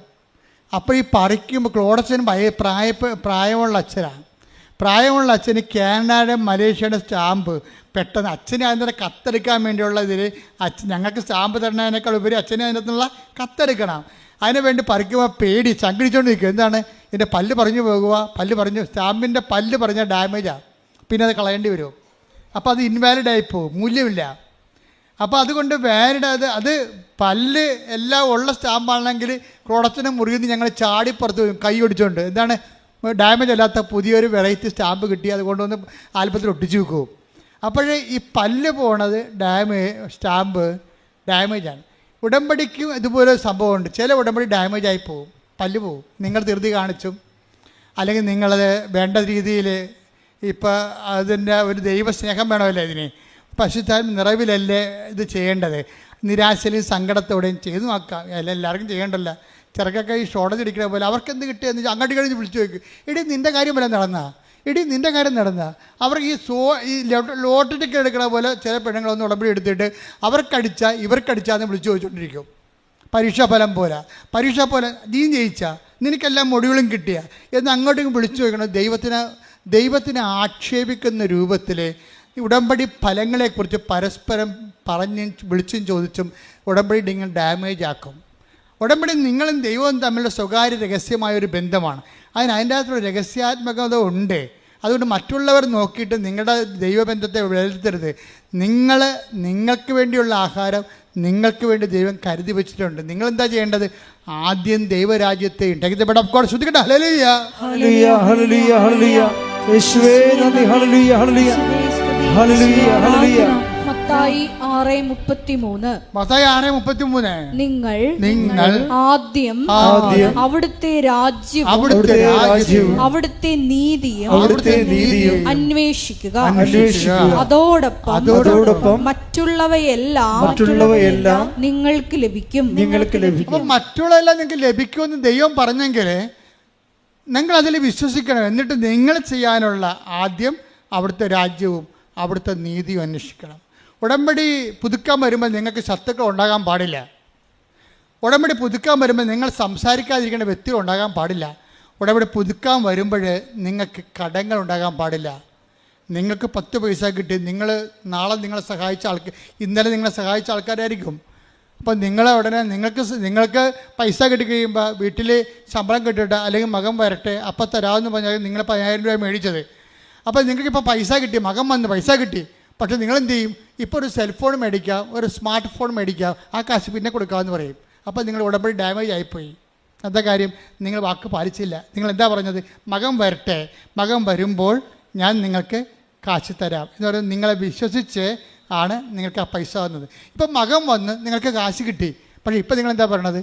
നല്ല സ്മാർട്ട് ഫോൺ മേടിക്കണം, ഇങ്ങനെ ഓടണ പുതിയ ഫോണുണ്ട്, അത് വാങ്ങിച്ച്. അപ്പം നിങ്ങളുടെ കാര്യം കഴിഞ്ഞിട്ട് മതി മറ്റുള്ളവരുടെ കാര്യം എന്ന് പറയുമ്പോൾ ആദ്യം ദൈവരാജ്യം എന്ന് പറയണത് ആദ്യം മറ്റുള്ളവരുടെ കാര്യമല്ല ചെയ്യേണ്ടത്. നമ്മൾ കടപ്പെട്ടുള്ള കാര്യങ്ങൾ ആദ്യം ചെയ്യണം. അപ്പോൾ ഉടമ്പടി ഡാമേജ് ആകത്തില്ല. അല്ലെങ്കിൽ സ്റ്റാമ്പിൻ്റെ പല്ല് ഡാമേജ് ആയ പോലെ നിങ്ങളുടെ ഉടമ്പടി ഡാമേജ് ആകും. അപ്പോൾ ഉടമ്പടി ഡാമേജ് ആകാതിരിക്കാൻ വേണ്ടി പ്രത്യേകം ശ്രദ്ധിക്കണം. അതിൻ്റെ ചേരുവകളും ചെയ്വനകളും കറക്റ്റ് ചെയ്തിട്ട് നിങ്ങൾ ദൈവദൃശ്യം നീറ്റായിട്ട് നിൽക്കുകയാണെങ്കിൽ ഡാമേജ് ആകാത്ത ഉടമ്പടിയാണ്. ഡാമേജ് ആകാത്ത ഉടമ്പടി ഒരു ദേശീയ പാത പോലെയാണ്. ദൈവം ഏത് സമയത്തും വരും. ഇപ്പോൾ എന്താ പറയുക, ജോളിയുടെ പ്രശ്നം എന്താ? ജോളിയും വിൻസെൻറ്റും അപ്പോൾ അവർ സ്വപ്നം കണ്ട പോലെ തന്നെ മകനെ വണ്ടി ഇടിച്ച് പിറ്റേ ദിവസം. അപ്പോൾ ഭർത്താവ് ഭാര്യനെ വിളിച്ച് പറഞ്ഞില്ല. അവൾ വിളിച്ച് പറഞ്ഞാൽ ഭാര്യ വല്ലാത്ത കണ്ടീഷനായി പോകും. ഭർത്താവ് നേരെ ഹോസ്പിറ്റലിലേക്ക് ഓടുകയാണ്. പോകുമ്പോൾ ഉടനെ ഭാര്യയെ വിളിച്ച് മകന് വണ്ടി ഇടിച്ച് ഹോസ്പിറ്റലിലാണെന്ന് പറഞ്ഞു. അപ്പോൾ ഉടനെ ഭാര്യ ഭർത്താവിനെ വിളിച്ച് പറഞ്ഞ് മകൻ വണ്ടി ഇടിച്ച് എന്ന് പറഞ്ഞപ്പോൾ ഒരു മകനേ ഉള്ളേ, ഒന്നിലൊരു മകനാണേ. അപ്പോൾ ഭർത്താവ് പറഞ്ഞു ഞാൻ അങ്ങോട്ട് പോയിക്കൊണ്ടിരിക്കണം, നീ അടങ്ങാമെന്ന് പറഞ്ഞു. അടങ്ങാനൊന്നുമില്ല, നിങ്ങളെ വന്നിവിടെ എന്നെ കൂട്ടിക്കൊണ്ട് പോയില്ലെങ്കിൽ എനിക്കറിയാം എന്ത് ചെയ്യണമെന്ന്. കാര്യം അവർ വയലൻ്റായി. ഉടനെ വയലൻ്റായി. ഉടനെ ഈ ഭർത്താവ് തിരിച്ചു വന്ന് വണ്ടിയിൽ ഇവരെയും കൂട്ടിക്കൊണ്ട് അവിടെ ചെന്നപ്പോൾ ഡോക്ടർ പറഞ്ഞു കുഴപ്പമൊന്നുമില്ല, ഭയങ്കര ടെൻഷൻ അടിച്ചാണ് ചെയ്യുന്നത്, കുഴപ്പമൊന്നുമില്ല എന്നൊക്കെ പറഞ്ഞ്. കുഴപ്പമൊന്നുമില്ല എന്നൊക്കെ ഡോക്ടർ പറഞ്ഞ് അവരൊക്കെ പോവുകയും ചെയ്ത് റെസ്റ്റ് എടുക്കട്ടെ, ഗ്ലൂക്കോസ് കയറുന്നുണ്ട്, വെള്ളം കുടിച്ച് ഫ്രഷ് ആയിക്കൊണ്ടിരിക്കണമെന്ന് പറഞ്ഞപ്പോഴേ പെട്ടെന്ന് ഇവർ ഡാമേജ് ആകാത്ത ഉടമ്പടിയാണ്. ഇവരുടെ ജോലിയുടെ ഉടമ്പടി ഡാമേജ് ആകാത്തതാണ്. അവർ കൃത്യമായിട്ട് ആ സംഭവം കൃത്യമായിട്ട് ചെയ്യുന്നുണ്ട്. ഇപ്പോൾ ഡാമേജ് ആകാത്ത ഉടമ്പടി ആയതുകൊണ്ട് ദൈവത്തിന് കമ്മ്യൂണിക്കേറ്റ് ചെയ്യാൻ എളുപ്പമാണ്. ഈശോ പറഞ്ഞ് മകളെ അവന് നെറ്റിക്കും നോക്കിക്കിട്ട് ആ പുരുകത്തിൻ്റെ മുകളിലോട്ട് നോക്കാൻ പറഞ്ഞു. ഉടനെ ജോളി മകൻ്റെ പുരുകത്തോട്ട് നോക്കി. അവൻ ഉറങ്ങിക്കിടക്കണ പോലെ കിടക്കുകയല്ലേ. നോക്കിയപ്പോഴുണ്ട് ഒരു നീലപ്പൊട്ട്. അപ്പോൾ ഇവർ നേഴ്സാണ്, സീനിയർ നേഴ്സാണ്. അപ്പോൾ ഈ നെറ്റിയിൽ നീലപ്പൊട്ട് എന്താണെന്നുള്ള ഇവർക്ക് പെട്ടെന്ന് പിടികിട്ടി.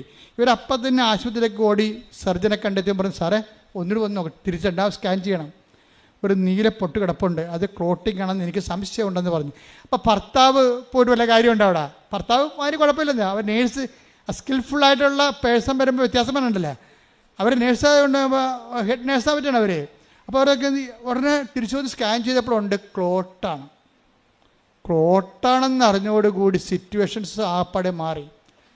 ഡോക്ടർ എല്ലാവരും മാറ്റി, ഇവനെ ICUലോട്ട് മാറ്റി. പിന്നെ എന്താ പ്രശ്നം? ഇവനിന്ന് ഛർദ്ദിക്കരുത്, 1, തലവേദന ഉണ്ടാവരുത്, 2. ഇപ്പം അങ്ങനെ കുറച്ച്, അതായത്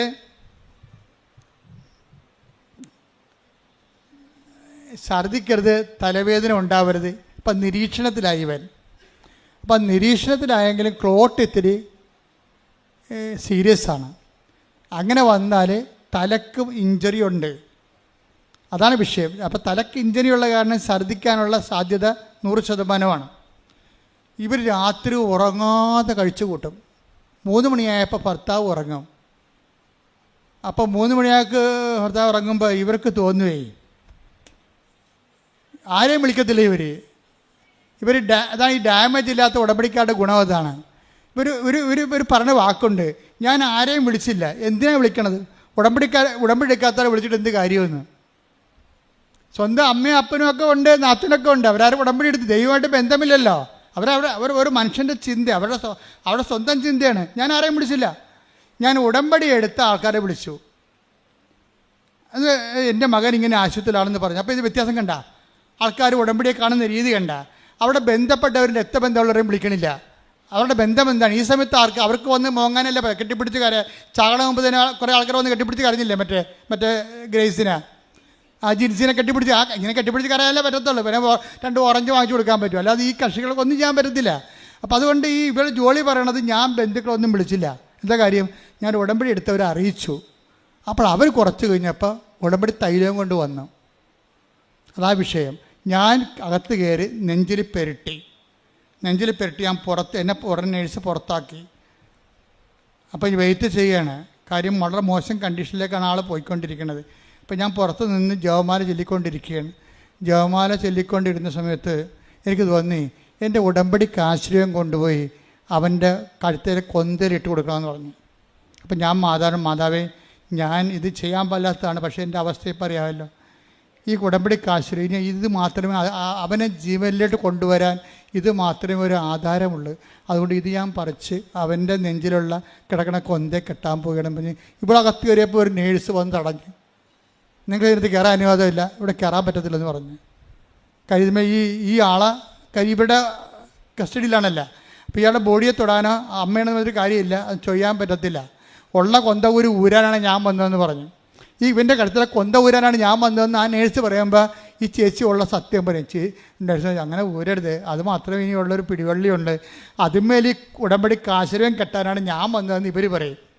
അപ്പോൾ അവർ പറഞ്ഞു അതും നടക്കത്തില്ലെന്ന് പറഞ്ഞാൽ അവർ പോവും. അവർ പോയി കഴിയുമ്പോൾ വേറൊരു നേഴ്സ് വരും. എന്താ ചേച്ചി കരയണത്? എൻ്റെ മകനാണ്, അതിൻ്റെ കൊന്ത ഊരുമെന്നും പറഞ്ഞിട്ടാണ് അവർ പോയിരിക്കണമെന്ന് പറഞ്ഞു.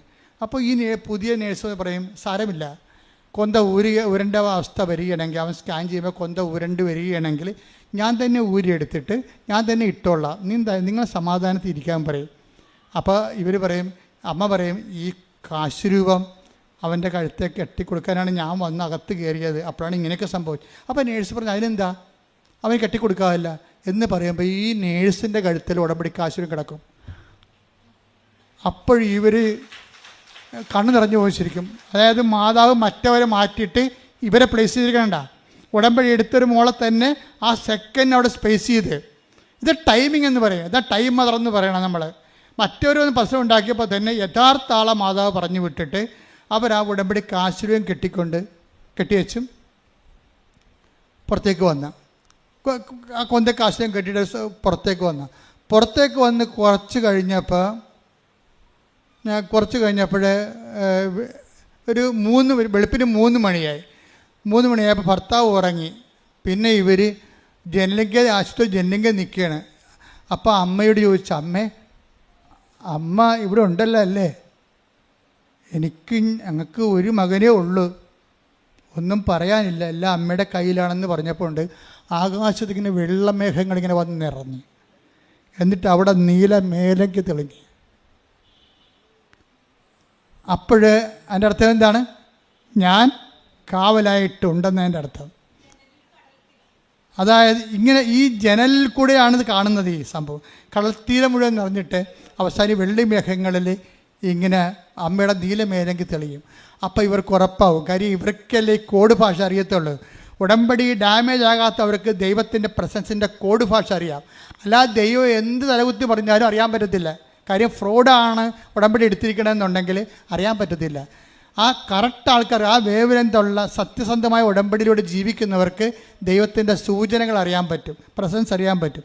പിറ്റേ ദിവസം ആയപ്പോൾ ഡോക്ടർ പറഞ്ഞ് ടെസ്റ്റെല്ലാം ഓക്കെയാണ്, ഛർദ്ദിച്ചിട്ടില്ല, തലവേദനയില്ല, ഓക്കെയാണ്, മകനെ കൊണ്ടുപോകാമെന്ന് പറഞ്ഞു.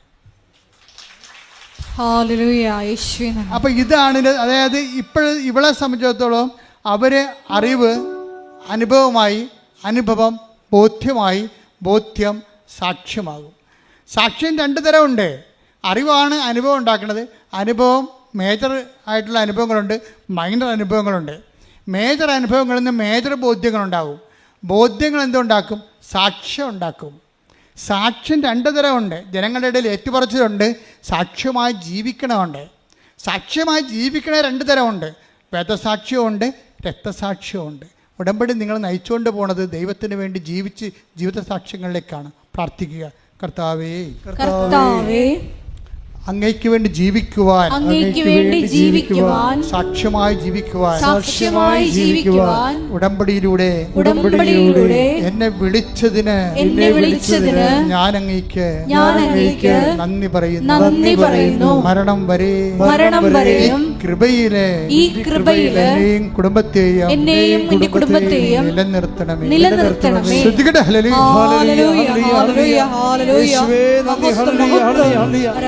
പരമദിവ്യകാരുണ്യത്തിന് രോഗസൗഖ്യ പ്രാർത്ഥനയാണ്. ഇടതു കൈ നെഞ്ചിൽ വെച്ചുകൊണ്ട് വലതു കൈ ശിരസിൽ വെച്ചുകൊണ്ട് ശ്രദ്ധിക്കട്ടെ. ഹല്ലേലൂയ, ഹല്ലേലൂയ, ഹല്ലേലൂയ, ഹല്ലേലൂയ, ഹല്ലേലൂയ. യേശുവേ നന്ദി. ഹല്ലേലൂയ, ഹല്ലേലൂയ, ഹല്ലേലൂയ. മഹത്വം, മഹത്വം, ആരാധന. എൻ്റെ കർത്താവിൻ്റെ ഉന്നതമായ നാമത്തിലെ, സഭയുടെ അധികാരത്തിലെ, കുരിശിൻ്റെ അടയാളത്തിലെ, ദൈവത്തിൻ്റെ ശക്തിയാൽ ഞാൻ മക്കളെ ആശീർവദിക്കുന്ന കർത്താവേ, നിന്റെ തിരുമുറുപാർന്ന വലത്തെ കരം, ആണിപ്പെടുതാർന്ന അത്ഭുത കരം ഓരോ മകൻ്റെ മേലും ഓരോ മകളുടെ മേലും വെക്കണമെന്ന് പ്രാർത്ഥിക്കുന്നു. കർത്താവേ, നിന്റെ ഉന്നതമായ നാമത്തിൽ മാരക രോഗങ്ങൾ, തീരാവ്യാധികൾ, ജീവിത ദുരിതങ്ങൾ, ജീവിത തടസ്സങ്ങൾ, ഈശോ ഉച്ച മുതൽ ഉള്ളംകാല് വരെ എല്ലാ കോശങ്ങളിലും കർത്താവിൻ്റെ അകത്ത് നിറയട്ടെ. എല്ലാ പേശികളിലും കർത്താവിൻ്റെ അകത്ത് നിറയട്ടെ. മാരക രോഗങ്ങൾ, തീരാവേദികൾ യേശുവിൻ്റെ നാമത്തിൽ മാറിപ്പോകട്ടെ. ക്യാൻസർ, സിസ്റ്റുകൾ, മുഴകൾ, ത്വക്ക് രോഗങ്ങൾ, ചൊറികൾ, ചിരങ്ങുകൾ, ചുണങ്ങൾ കർത്താവിൻ്റെ അകത്ത് കഴുകപ്പെടട്ടെ. ഉച്ച മുതൽ ഉള്ളംകാല് വരെ കഴുകപ്പെടട്ടെ. യേശുവിൻ്റെ നാമത്തിൽ സൗഖ്യം പ്രാപിക്കട്ടെ.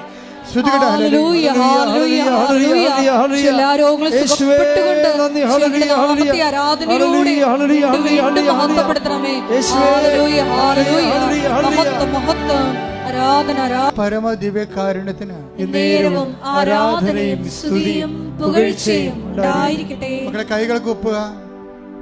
ഇപ്പം നമ്മൾ പ്രാർത്ഥിക്കാൻ പോകുന്നത് കർത്താവ് ജീവനോടെ ഇവിടെ സാന്നിധ്യം നൽകുന്ന വലിയ സ്വർഗീയ ശക്തിയുടെ നിമിഷങ്ങളാണ്.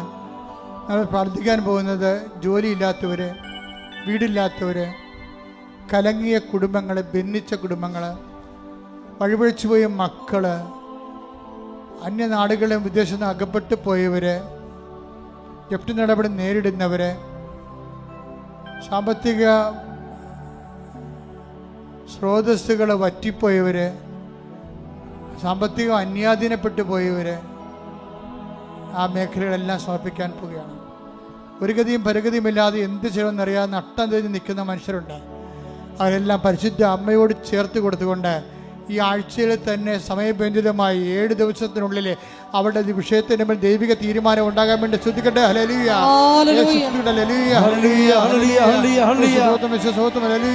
ദൈവത്തിന്റെ കരുണ, ദൈവത്തിന്റെ ശക്തി, ദൈവത്തിന്റെ കൃപ മക്കളുടെ ആവശ്യിക്കട്ടെ. ഈശോ 38 വർഷം ഏർപ്പിച്ച കൃപയുടെ യോഗ്യതയാൽ ഇയാൾ താഴെ നടന്ന 10,000കണക്കിന് ആരാധന ശക്തിയാൽ മാരക രോഗങ്ങള്, തീരാ ജീവിത തടസ്സങ്ങള്, തീരാ ജീവിത ദുരിതങ്ങള് യേശു ക്രിസ്തുവിന്റെ നാമത്തില് മാറിപ്പോകട്ടെ.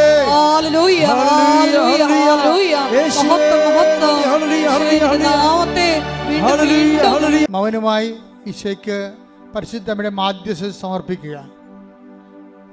അപൂർവമായൊരു സമയമാണിത്. ഇത്രയും നമ്മൾ വചനം കേട്ടതിന് ശേഷമാണ് ഇപ്പോഴും കർത്താവിൻ്റെ ദൃശ്യം മുട്ടുകുത്തിക്കൊണ്ട് നമ്മുടെ ജീവിത നിലനിൽപ്പിന് വേണ്ടി നിങ്ങൾ കണ്ണീരിടുന്നത്.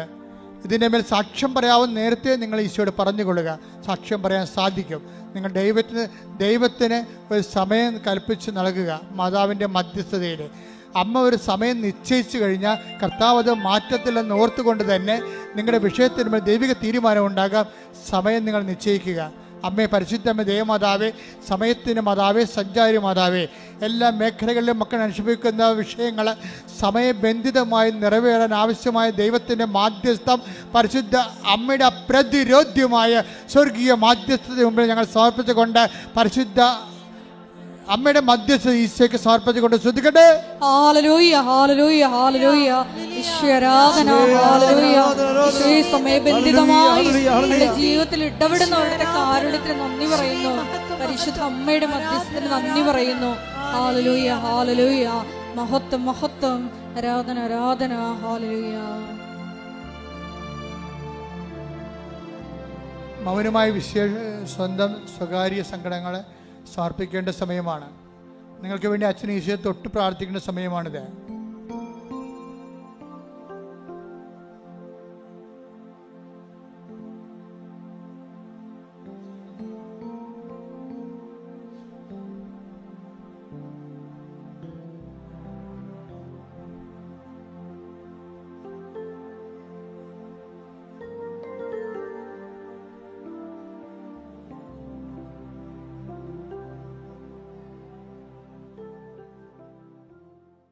സമാപനാശീർവാദം.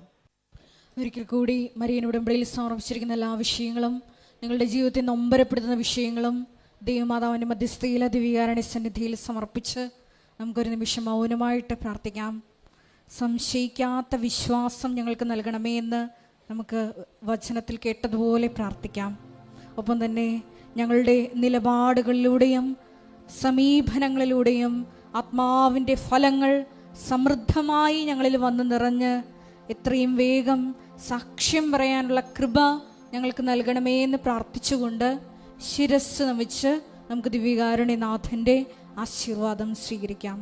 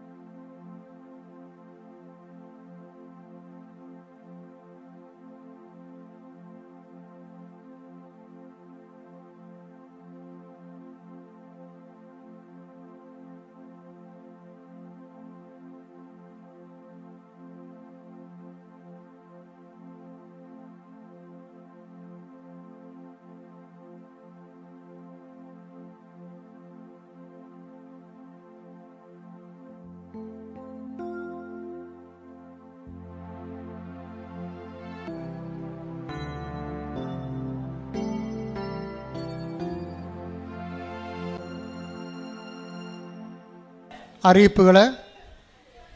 ഒന്നാമത്തെ അറിയിപ്പ്, ഒക്ടോബർ 26 ശനിയാഴ്ചയാണ് നമ്മുടെ ജപമാല മഹാറാലി ഇവിടുന്ന് അർത്തുങ്കലേക്ക് 6 മണിക്ക് ആരംഭിക്കും രാവിലെ. ഇപ്രാവശ്യം തിരുദിശ റോഡ് വിട്ടുകൊണ്ട് നമ്മൾ കടലോര വഴികളിലൂടെയാണ് കാറ്റും കൊണ്ട് പോകുന്നത്. വഴി ഇത്തിരി ഇടുങ്ങിയതാണെങ്കിലും ട്രാഫിക് ബ്ലോക്കുകൾ ഒഴിവാക്കാൻ കഴിയുന്നു എന്നുള്ളതാണ് ഇതിൻ്റെ വിജയം. നിങ്ങളതിൻ്റെ വിജയത്തിനായി പ്രത്യേകം പ്രാർത്ഥിക്കുകയും ചെയ്യണം. ഒത്തിരി പ്രായമുള്ളവരെ, അതായത് ഒരു 60 വയസ്സ് കഴിഞ്ഞവർ റാലിക്ക് അർത്തിങ്ക പള്ളിയിൽ വന്നാൽ മതി. അർത്തിങ്ക പള്ളി പടിഞ്ഞാറക്കുരിശെങ്കിൽ വന്നാൽ മതി. ഇപ്പം ഞങ്ങൾ അവിടെ വരുമ്പോൾ അവിടെ നിങ്ങൾക്ക് ഒരുമിച്ചായിട്ട് വരാൻ പറ്റും. അല്ല, ഈ പോണ വഴികൾ പ്രായമുള്ളവർക്ക് പറ്റാത്ത വഴികളാണ്. പിന്നെ ശ്വാസം മുട്ടി താഴെ വീണ് ഞങ്ങളെ നോക്കാൻ ആരുമില്ലായിരുന്നു എന്നൊക്കെ പറഞ്ഞിട്ട് കാര്യമില്ല. പ്രായമുള്ളവരും ഹൃദയത്തിൻ്റെ അസുഖമുള്ള ആൾക്കാരും തിരക്കിൽ വരരുത്. കഴിഞ്ഞ കൊല്ലം ഒരു കാഷ്വാലിറ്റി ഉണ്ടായതാണ് ഈ വിഷയത്തിൽ. ഒത്തിരി പ്രായമുള്ളവരും, അതായത് 60 വയസ്സ് 65 വയസ്സ് കഴിഞ്ഞിട്ട് ആരോഗ്യമില്ലാത്തവരും രോഗികളും ആയിട്ടുള്ളവരും ഹൃദയത്തിന് അസുഖമുള്ളവരൊക്കെ വരേണ്ടത്. അങ്ങനെ വരണ്ടെന്ന് ഞാൻ പറയത്തുള്ളൂ. കാര്യം നിങ്ങൾ വീട്ടിലിരുന്ന് പ്രാർത്ഥിച്ചാലും മതി. ഇത് നിങ്ങൾക്ക് വന്നേ മതിയാകത്തുള്ളെങ്കിൽ തിരക്കില്ലാത്ത സ്ഥലത്ത് അർത്തിങ്കപ്പള്ളി വന്നിട്ട് പടിഞ്ഞാറ കുരിശിക്ക് തന്നെത്താൻ ജവമാല ചൊല്ലി അകത്ത് കയറിയാലും മതി. ഞങ്ങളുടെ കൂടെ കൂടാന്ന് വെക്കരുത്. കാര്യം വന്ന റാലി വരുന്നത് ഭയങ്കര ഒരു സ്പീഡിലാണ് വരണത്. അപ്പോൾ നിങ്ങൾക്ക് ചിലപ്പോൾ അതിൻ്റെ ആ സ്പീഡിനൊപ്പം കിട്ടത്തില്ലെന്ന് വരും, കിട്ടിയതെന്ന് വരും. അപ്പം നിങ്ങൾ അവിടെ നിന്ന് തന്നെ പ്രാർത്ഥിച്ച് 1-2 പ്രാവശ്യം വേണം അങ്ങോട്ട് വീട് നടക്കാൻ പറ്റും. നിങ്ങൾക്ക് സ്വസ്ഥ നിങ്ങൾ റാലിയൊന്ന് കൂടിയൊന്നുമായി അമ്മ അത് റാലി മൊത്തം റാലി കൂടിയ പോലെ അമ്മ അത് വരവ് വെച്ചുകയും ചെയ്തോളും. അപ്പോൾ നിങ്ങളുടെ ഒരു സൗകര്യത്തിനാണ് അത് പറയണത്. ശ്രദ്ധിച്ചാൽ മതി അത്. അതായത് പ്രായമുള്ളവരാണ് കേട്ടോ. പിന്നെ ആരോഗ്യമുള്ളവരോടൊപ്പം നിൽക്കരുത്. അച്ഛൻ എന്തെങ്കിലും പറഞ്ഞു കഴിഞ്ഞാൽ പിന്നെ അത് നിങ്ങളുടെ രീതിയിലാക്കിയെടുക്കും. അത് പ്രായമുള്ളവർക്കും നടക്കാൻ പറ്റാത്ത രോഗികൾക്കും ഹൃദയ രോഗികൾക്കുമാണ്. അവർക്ക് നിർബന്ധമാണെങ്കിൽ ഇത് റാലിക്ക് വരാം. അത് അവിടെ സ്വസ്ഥമായിട്ട് പടിഞ്ഞാറക്കുരിശിൽ നിന്ന് കിഴക്കോട്ടും തന്നെത്താൻ നടന്ന് ജപമാല ചൊല്ലി എത്തിയാൽ മതി. രാവിലെ 7:30 മണിക്കാണ് കുർബാന, വൈകുന്നേരം 6:30 മണിക്കും. ഇവിടുത്തെ ഉടമ്പടി ഷെഡ്യൂൾ എന്ന് പറയണത് പുതിയ ഉടമ്പടി പുതിയതായിട്ട് എടുക്കാനുള്ളവർക്ക് രാവിലെയുള്ള ക്ലാസ് 7 മണിക്കാണ്. രണ്ടാമത്തെ ഉടമ്പടി ബാച്ച് പുതിയ ആൾക്കാർക്ക് 11 മണിക്ക്. മൂന്നാമത്തെ ഉടമ്പടി ബാച്ച് പുതിയ ആൾക്കാർക്ക് 2 മണിക്ക്. അങ്ങനെ ഷെഡ്യൂള്. അച്ഛനെ കാണാൻ ആഗ്രഹിക്കുന്നവർ ചെയ്യേണ്ടത് നേരത്തെയുള്ള ഉടമ്പടി എടുക്കാത്തവരാണെങ്കിൽ വെളുപ്പിനെ വന്ന് ഉടമ്പടി എടുത്തിട്ട് റെഡിയായി നിൽക്കണം. കാരണം പിന്നെ വരുന്നവർ ഉടമ്പടി എടുത്ത് പുറത്ത് വരുമ്പോൾ അൾത്താരയിലുള്ള പ്രാർത്ഥന കഴിഞ്ഞിരിക്കും. അത് പ്രത്യേകം ശ്രദ്ധിക്കണം. അച്ഛനെ കാണാൻ വേണ്ടി ഉദ്ദേശിച്ച് വന്നിട്ടുള്ള ആൾക്കാർ ചെയ്യേണ്ടത് അവിടെ ഉടമ്പടി പേപ്പറ്, പിന്നെ അവർ പറയുന്ന വിഷയം, രോഗമായാലും ജെട്ട് നടപടിയായാലും കേസായാലും അതിൻ്റെ എന്താണ് അവർ പറയുന്ന വിഷയം, അതിൻ്റെ രേഖയാണ്, അപ്ഡേഷനുള്ള രേഖയാണ് ഓഫീസിൽ കാണിക്കേണ്ടത്. ഇപ്പോൾ നിങ്ങൾക്ക് വിവാഹം ഒത്തുവരാത്തവരാണെന്ന് വിചാരിച്ചോ, അപ്പോൾ ചെയ്യേണ്ടത് നിങ്ങൾ അതിന് ഒരു അപേക്ഷ എഴുതണം. മാതാവിന് സമർപ്പിക്കാൻ നിങ്ങൾ എന്ത് രേഖ തന്നാലും അത് മാതാവിന് സമർപ്പിക്കാൻ വേണ്ടി രേഖ ചോദിക്കുന്നതും, പിന്നെ നിങ്ങളുടെ കാര്യങ്ങൾ സത്യസന്ധമാണെന്ന് അറിയാൻ വേണ്ടിയാണ് രേഖ ചോദിക്കുന്നത്. അപ്പോൾ അതിൻ്റെ അകത്ത് കാര്യം 100-500 പേര് ഒരു ദിവസം വരും കാണാൻ വേണ്ടി. അപ്പോൾ മാക്സിമം നമുക്ക് എടുക്കാൻ പറ്റുന്നത് 225 പേരെ എടുക്കാൻ പറ്റത്തുള്ളൂ. അപ്പോൾ രാത്രിയാവും, വൈകുന്നേരം ആകും. അപ്പം അതുകൊണ്ടാണ് ജെന്യുവിനായിട്ടുള്ള ഏറ്റവും സീരിയസ് വിഷയങ്ങൾ എടുക്കുന്നതിൻ്റെ കാരണം. അപ്പം നിങ്ങൾ ചെയ്യേണ്ട കാര്യങ്ങൾ ആദ്യം തന്നെ, ഇപ്പോൾ വിവാഹം ഒത്തുവരാത്തവരാണെങ്കിൽ അതിന് നിങ്ങൾ ആധാർ കാർഡ് കാണിച്ചിട്ട് കാര്യമില്ല. മറിച്ച് നിങ്ങളൊരു പേപ്പർ എടുത്തിട്ട് വിവാഹിതനല്ല എന്ന് അല്ലെങ്കിൽ വിവാഹിതയല്ല എന്ന് എഴുതണം. പിന്നെ എന്താ എഴുതണത്? പിന്നെ വേറെ വല്ല കാര്യം ഉണ്ടെങ്കിൽ ഇപ്പോൾ ജീവിത പങ്കാളി ഉള്ള ആൾക്കാരാണ്, അവർ ഉപേക്ഷിച്ചതാണോ, ഡൈവേഴ്സ്ഡാണോ, പള്ളി അറിഞ്ഞത് പിരിഞ്ഞതാണോ എന്ന് എഴുതണം.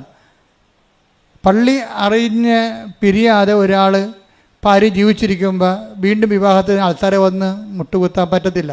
സഭാനിയമത്തിനെതിരാണത്.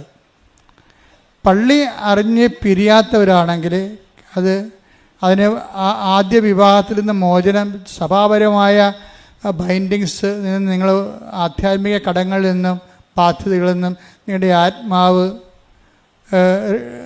ലിബറേറ്റ് ആയിട്ടില്ലെങ്കിൽ, സഭ അതിന് നിങ്ങൾക്ക് മോചനം നൽകിക്കഴിഞ്ഞിട്ടാണ് വിവാഹത്തിൻ്റെ കാര്യം ഒത്തുവരാൻ വേണ്ടി നിങ്ങൾ. പിന്നെ സഭ അത് നൽകണം, അല്ലെങ്കിൽ സിവിലിൽ നിന്ന് അത് കിട്ടണമെന്നുണ്ടെങ്കിൽ നിങ്ങളുടെ അപേക്ഷ സഭ കോടതി കൊടുത്തിട്ടുണ്ട്, അതുവരെ കിട്ടിയിട്ടില്ല. അപ്പോൾ ഞാൻ പ്രാർത്ഥിക്കുന്നത് വിവാഹം ഒത്തുവരാനല്ല, സഭാ കോടതിയിലെ പ്രൊസീഡിങ്സ് എത്രയും വേഗം പൂർത്തിയാക്കാൻ വേണ്ടിയാണ് പ്രാർത്ഥിക്കുന്നത്. സിവിൽ കോടതി കൊടുത്തിട്ടുണ്ട്, കേസ് നിലവിലുണ്ടെങ്കിൽ ഞാൻ പ്രാർത്ഥിക്കുന്നത് എത്രയും വേഗം ആ കേസ് നിലവിലാകാനാണ് ഞാൻ നിങ്ങളുടെ അപേക്ഷ മാതാവിൻ്റെ അടുത്ത് വന്ന് കൊടുക്കുന്നത്. അപ്പം മാതാവ് അത് ഒട്ടനെ റിലീഫ് ചെയ്യും. പിന്നെ എപ്പോഴും നമ്മൾ ശ്രദ്ധിക്കേണ്ട ഇതാണ്, നിങ്ങളുടെ കയ്യിലാണ് മിസ്റ്റേക്ക് എങ്കിൽ ഞാൻ നിങ്ങളോട് അപ്പോൾ പറയും ഇത് നിങ്ങളുടെ കയ്യിലാണ് മിസ്റ്റേക്ക് ഉള്ളത്, അല്ലെങ്കിൽ നിങ്ങളുടെ ഈ മിസ്റ്റേക്കൊക്കെ നിങ്ങളെ കൊണ്ടുവന്നതിൻ്റെ ഏജൻറ്റുമാർ വേറെയാണ്, അതെല്ലാം ഇവിടെ വെച്ച് പറയും.